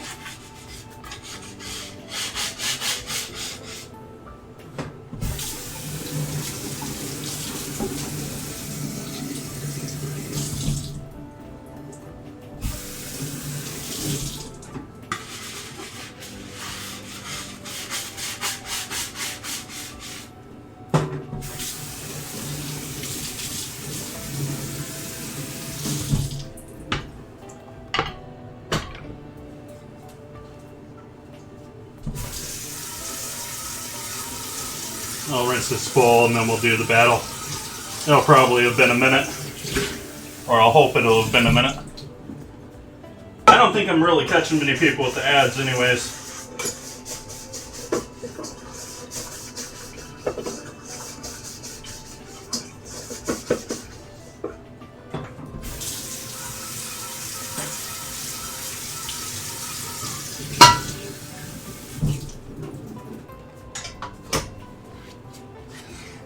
Alright, battle.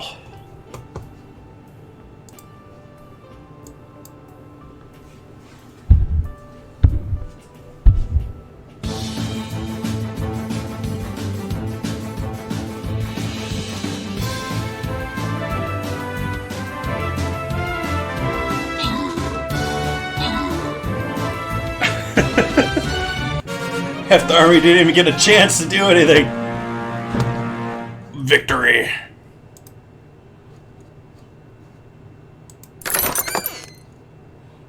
Congrats, Alan, with the kills.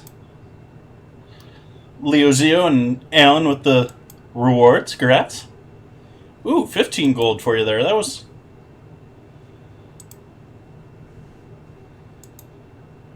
What? No. No. Back here. Give me gold.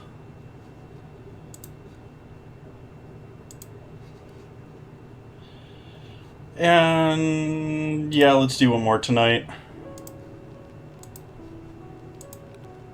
Loyalty gold chest.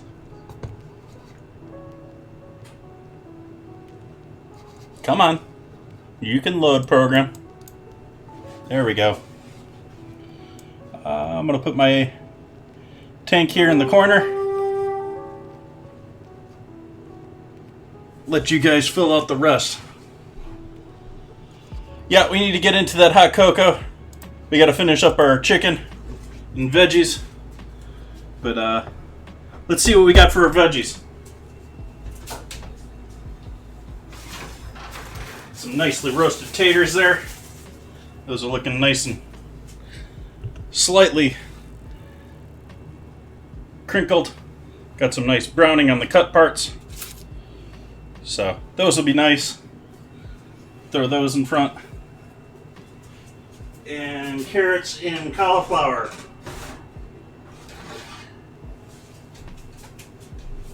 Carrots, parsnips, and cauliflower. We got some nice color on that cauliflower. Roast carrots, parsnips. Those are looking good. Let's do a little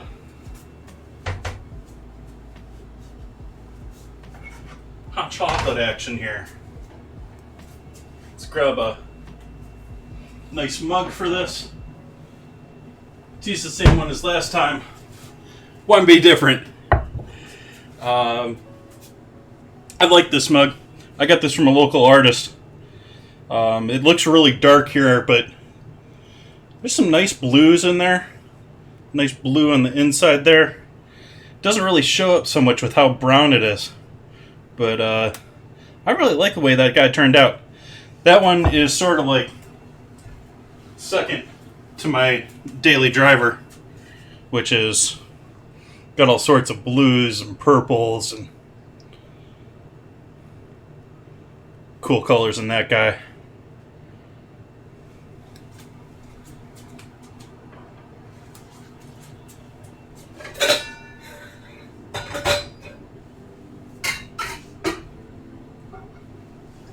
Put a low flame on this guy here. Make sure we're clean. Looks like a piece of ramen, I think. It's probably the last time I used this.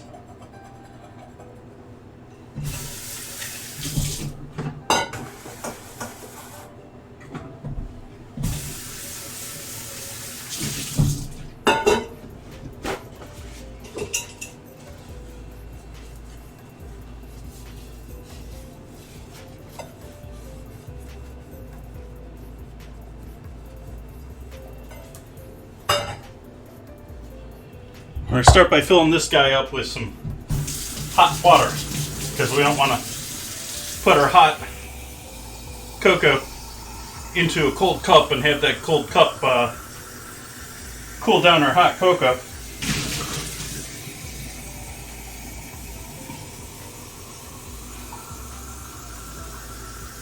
Give that one more fill up here. Let that sit with nice hot water in it.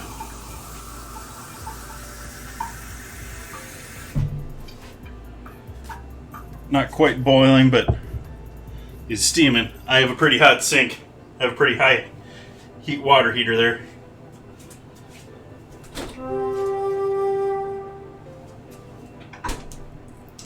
Want to start with this or that? We'll start with the milk. Use up the last of the milk in the house.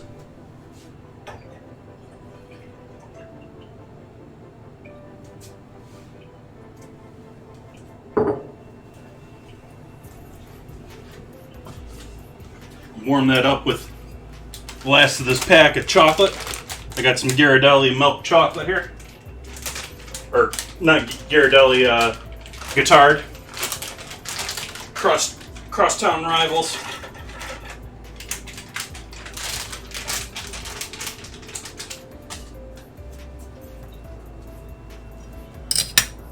Trying to think. Other than Hershey and Nestle, is like San Francisco like the home of U.S. chocolate? I mean, we've got Ghirardelli, we've got Guittard.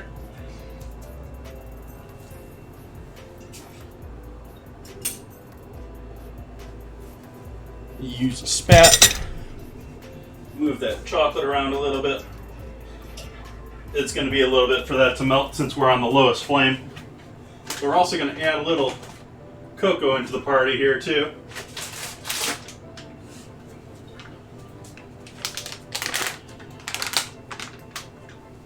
So this time we're going to do Guittard and Ghirardelli.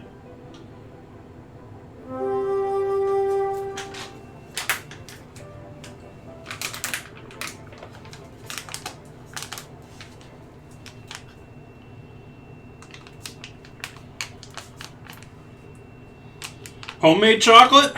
You be grinding beans? You got that new homemade chocolate maker?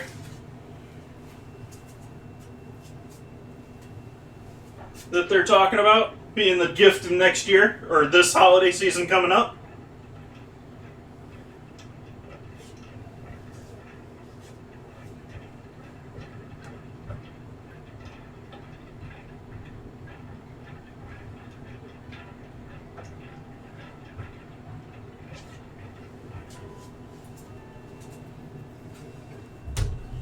We'll pull out a little of this stuff.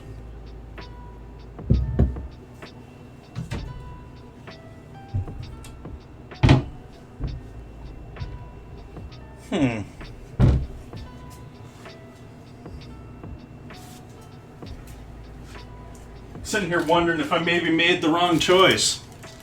Maybe I should have gone with... I have some Grand Marnier. Maybe I should have gone with Grand Marnier.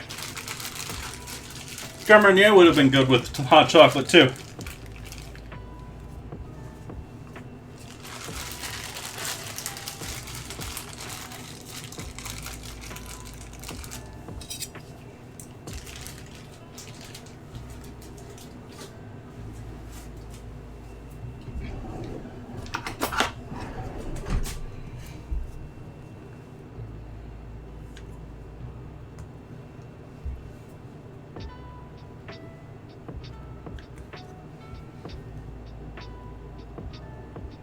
Who is that still?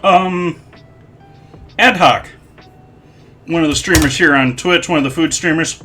He's in Team Bone In. I think the first week of this month, Like, I think it's like the 6th or something like that.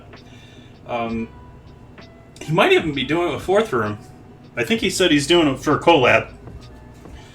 But he's going to be doing bean to bar chocolate here. Ad hoc serve one of those. I don't know that he's really a regular streamer. I mean, he streams regularly, but I don't know if he's got like a schedule. But he's always got like the toys. Like, he's been working with the fermentation stuff lately. He's been doing koji fermentation and all sorts of stuff. And he's going to be making chocolate bean to bar.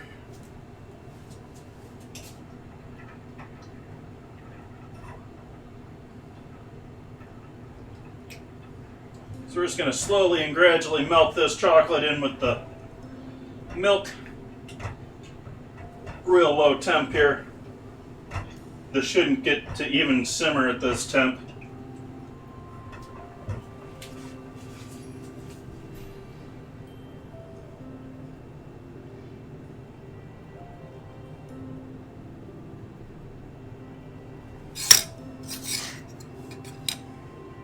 Well, you can find artisan shops here in the States. I was talking about, like, proper chocolate makers.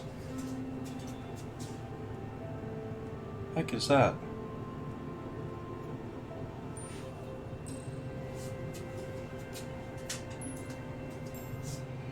Do that.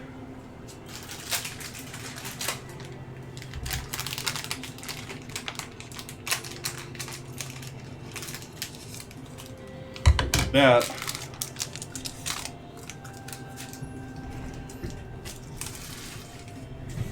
How we looking here, chocolate? We getting chocolatey?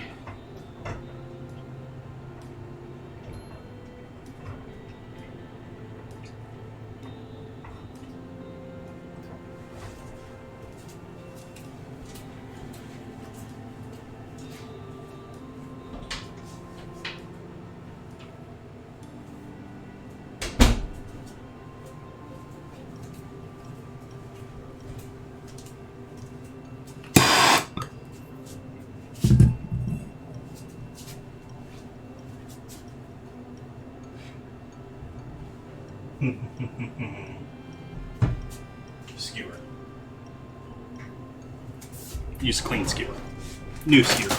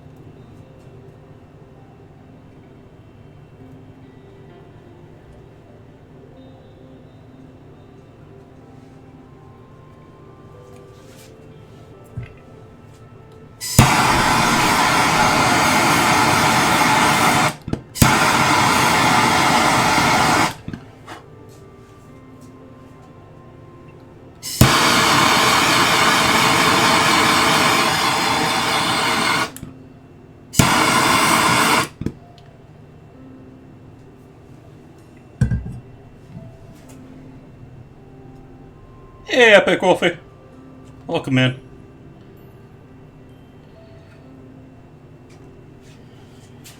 Working on marshmallows.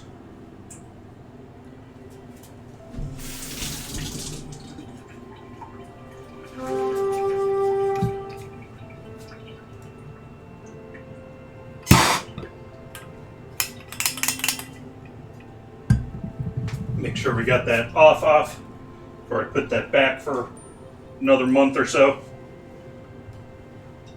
Find some other excuse to use it on stream.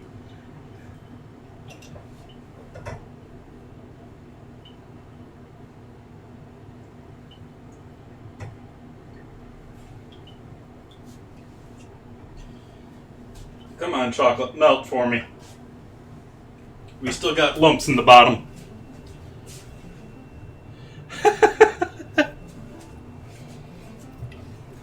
We'll put this guy back away with the tool sets.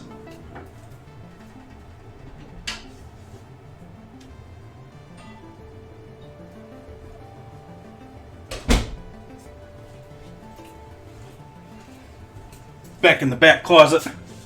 I'm going to throw these guys in the oven to keep them a little bit warm. Along with our chicken.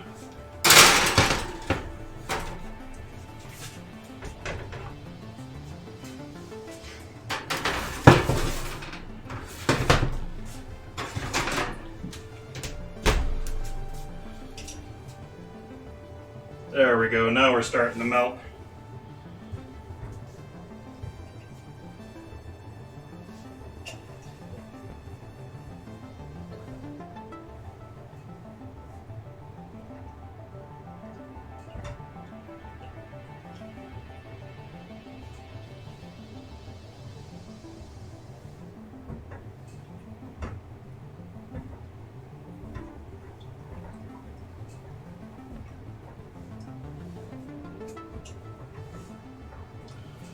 And the last little bit here,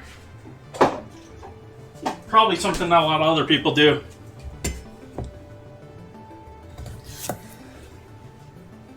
But the butter is going to accent the bourbon. It's going to give you a little bit of added fat to that milk. It's just going to be deliciousness.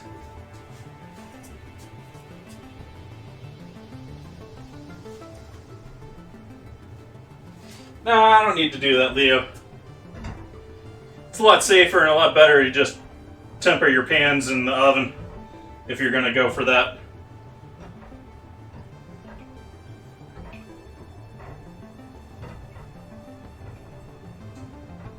So we'll just keep stirring here until that butter melts in, and then we're going to call that good.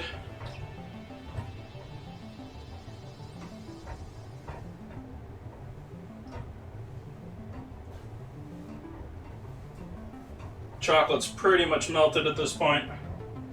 You can get a little bit of it in there if we're... Most of it's in with the liquid now. You can see it's sort of speckled in the liquid.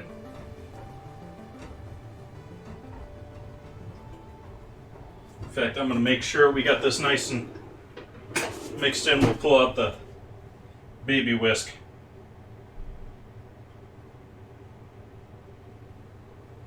Baby whisk!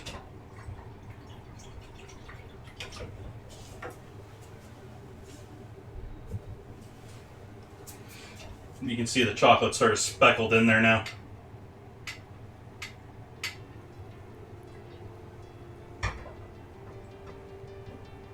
If you want to add any cinnamon, any winter spice like that, any nutmeg, any clove, that's not really my style when it comes to chocolate, but this is a great time. If you got yourself some hands on some Ibera chocolate, great stuff. It's a little bit different than your normal chocolate. It's out of Mexico. It makes a nice one. It's got almost like a cinnamon flavor to it as well.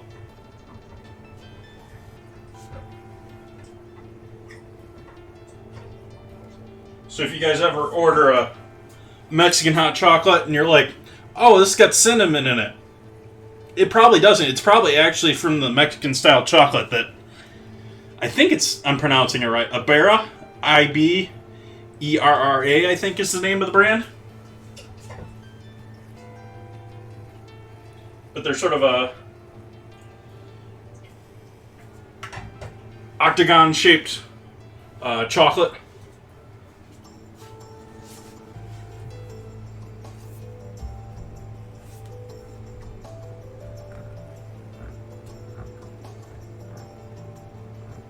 Hey, car guy. Nice, Epic Wolfie. Yeah, there's a ton of great rubs and seasoning spices and stuff like that you can use for all sorts of stuff like that.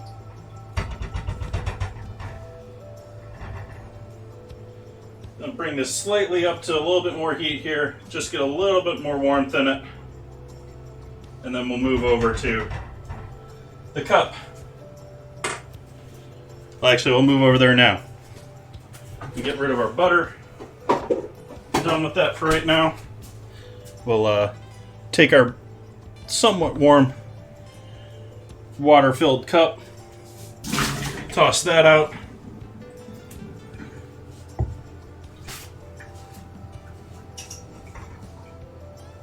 Come over here with our hot chocolate.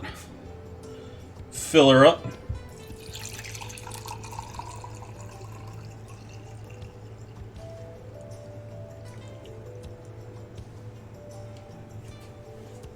Get all those good bits out of the bottom too.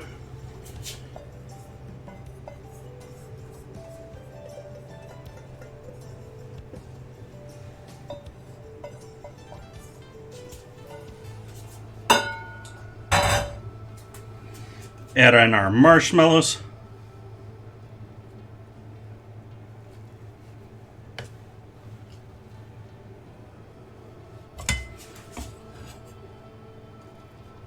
That aren't stuck to everything.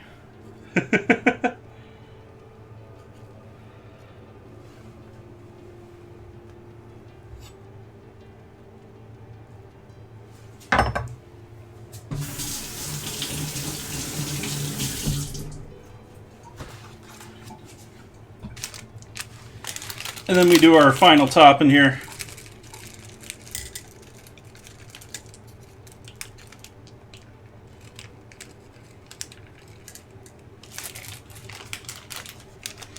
Chocolate candies.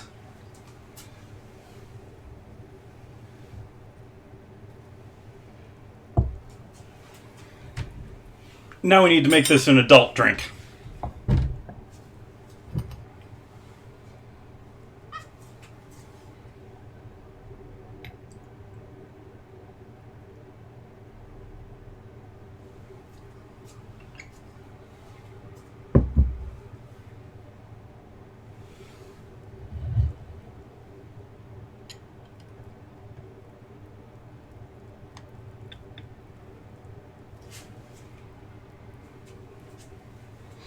And there you go. That's some hot chocolate. That looks yummy.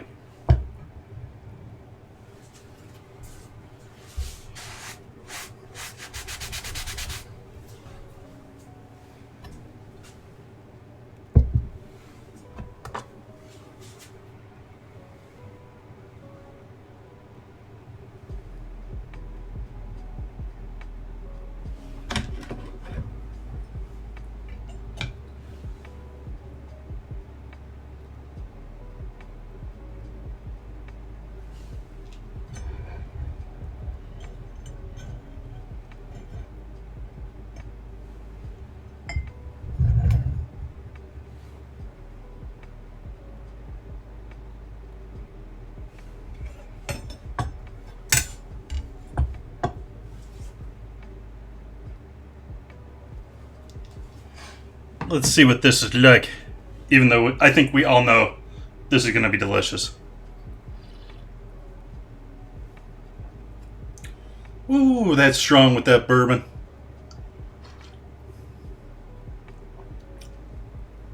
Oh, the bourbon's just sitting on the top. Woo! Not that I mind little bourbon, but that's quite the shot I just took there. Let's make some chicken.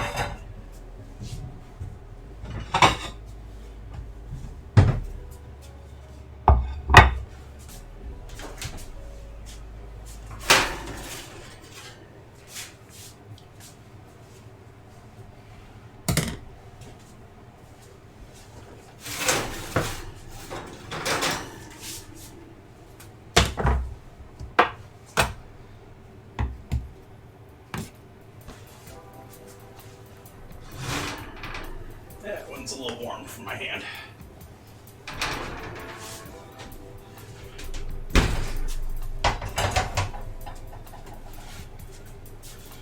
Throw some of our potatoes here in the base in the center of our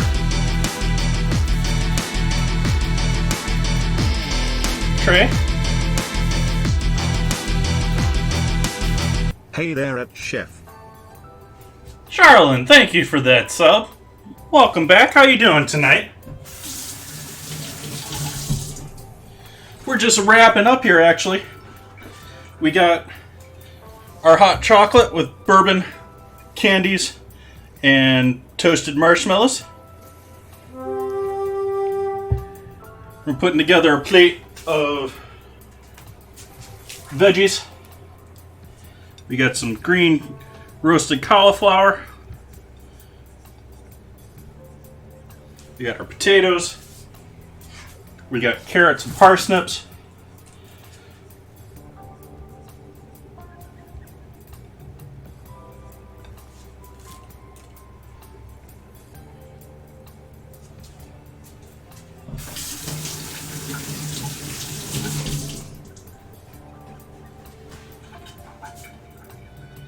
From the top camera.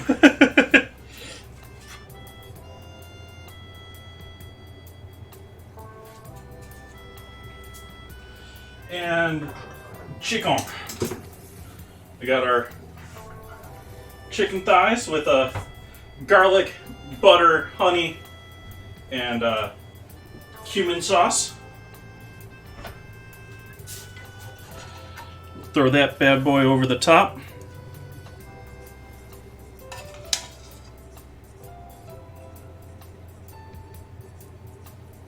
Add a little sauce on the veggies.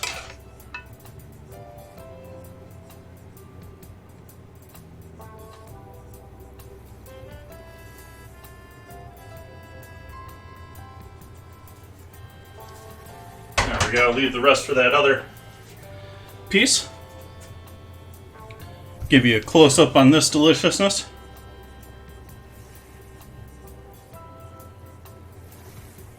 This is one that's probably going to look better on the Instagram. Give you a close-up on the big main screen. Chicken and veggies. And taters.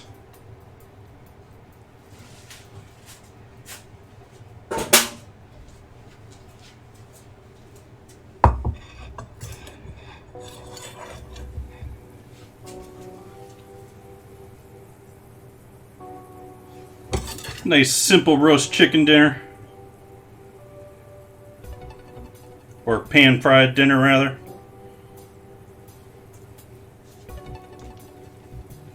Thank you, Druzy. Needs a little green in there.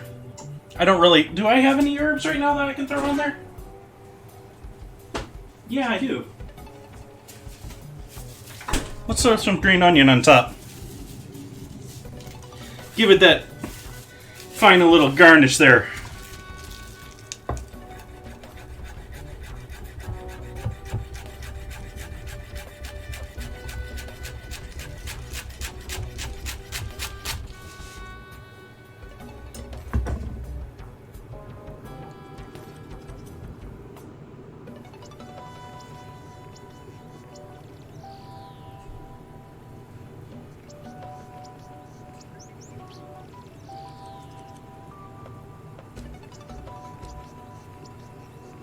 Just a little green makes all the other colors sort of pop. Makes it a little less like a plate of brown.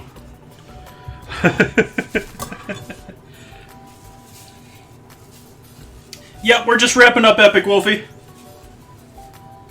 Pretty much done here for tonight. We got our booze, we got our chicken. I'm forgetting that I had a salad that I needed to mix up, but we're just going to do that quick with our leftover dressing from Friday. Well, I see who we can give a follow to here in just a couple minutes. Or a raid to.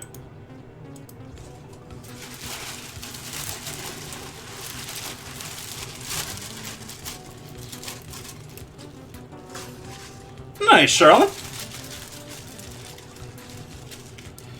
You know what I would suggest to you, Charlotte? It's a little hard right now, but I would honestly have them, before they get, like, taking a culinary class is one thing, especially if they enjoy it. But if they're serious about getting into cooking, before you jump into school, have them spend 6 months, a year working somewhere, and make them realize what they're working towards here, because it's a job you have to love.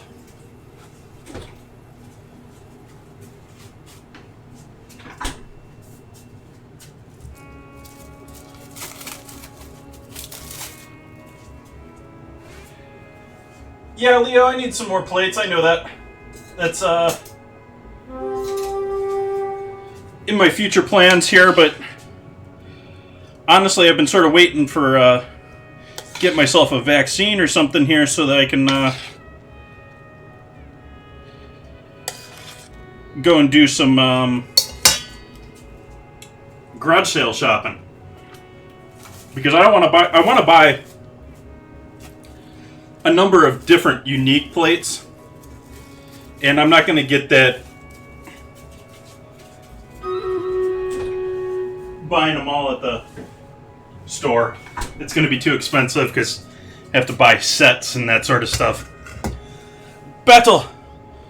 Which means another 1 minute ad.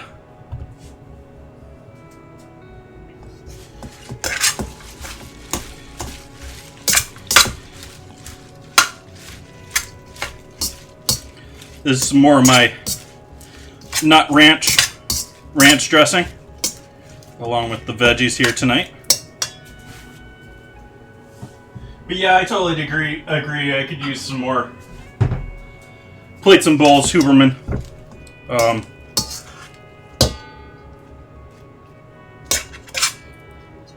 Actually, bowls a little bit less so, but yeah, I do have some nice white ones from family that I don't use a ton.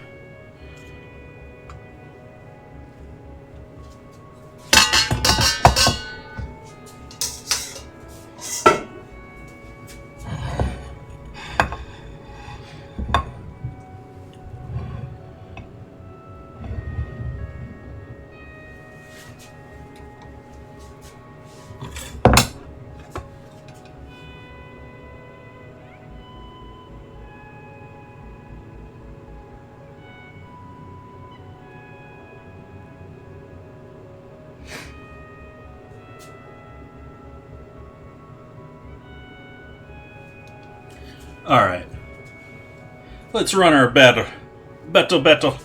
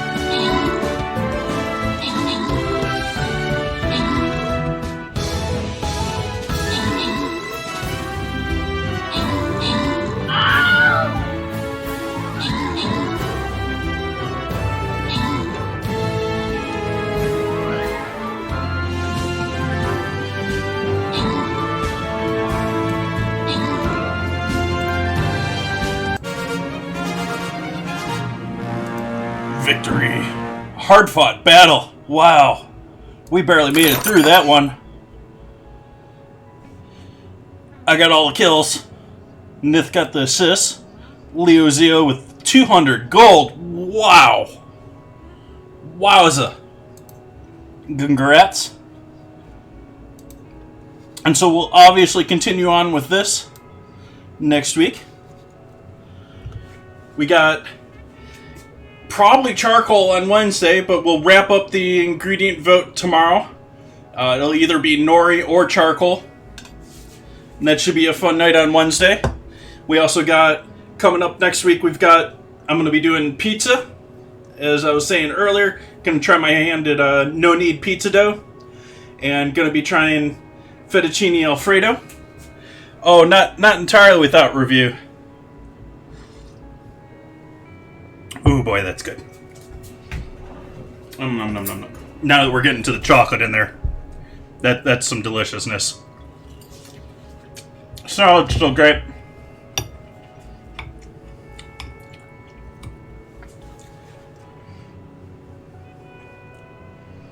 Veggies, I'm sure, are going to be yummy, yummy. Someone was mentioning Romanesco.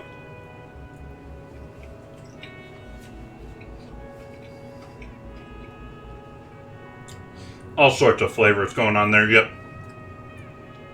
A bit of heat from the cayenne and that cumin kicking around in the background. But the sweetness is knocking a lot of that cumin flavor back out from the sauce.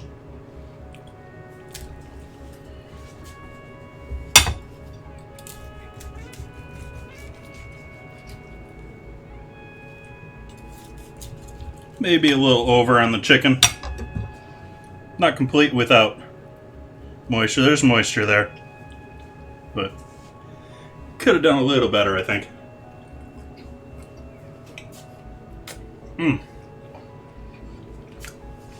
And skin is perfect.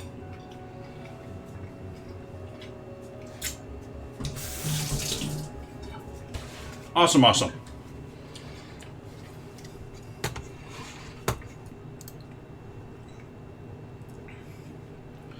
So, thoughts, concerns, complaints, comments. Hopefully everyone has had a lovely time tonight. I hope everyone's having a good day. As I said before, next week we're looking at probably charcoal on Wednesday. Also going to be doing fettuccine Alfredo coming up, and going to be doing pizza coming up next week. All great dinners.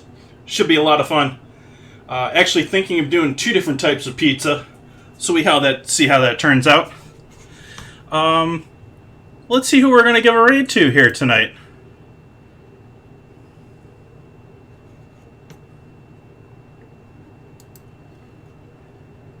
Oh, that's easy.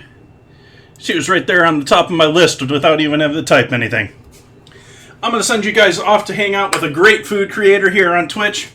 I've rated her once or twice before. It's been a little while. She is one of the few partnered food and drink streamers out there, so I hope you all enjoy hanging out with Miss Molly Makes. She's working on some apple pie tonight. It's looking quite yummy. I hope you guys enjoy. And I look forward to seeing you guys again on Wednesday evening. Thank you for the sub, Charlene. Thank you all for joining me tonight. Have a great night. Bye-bye.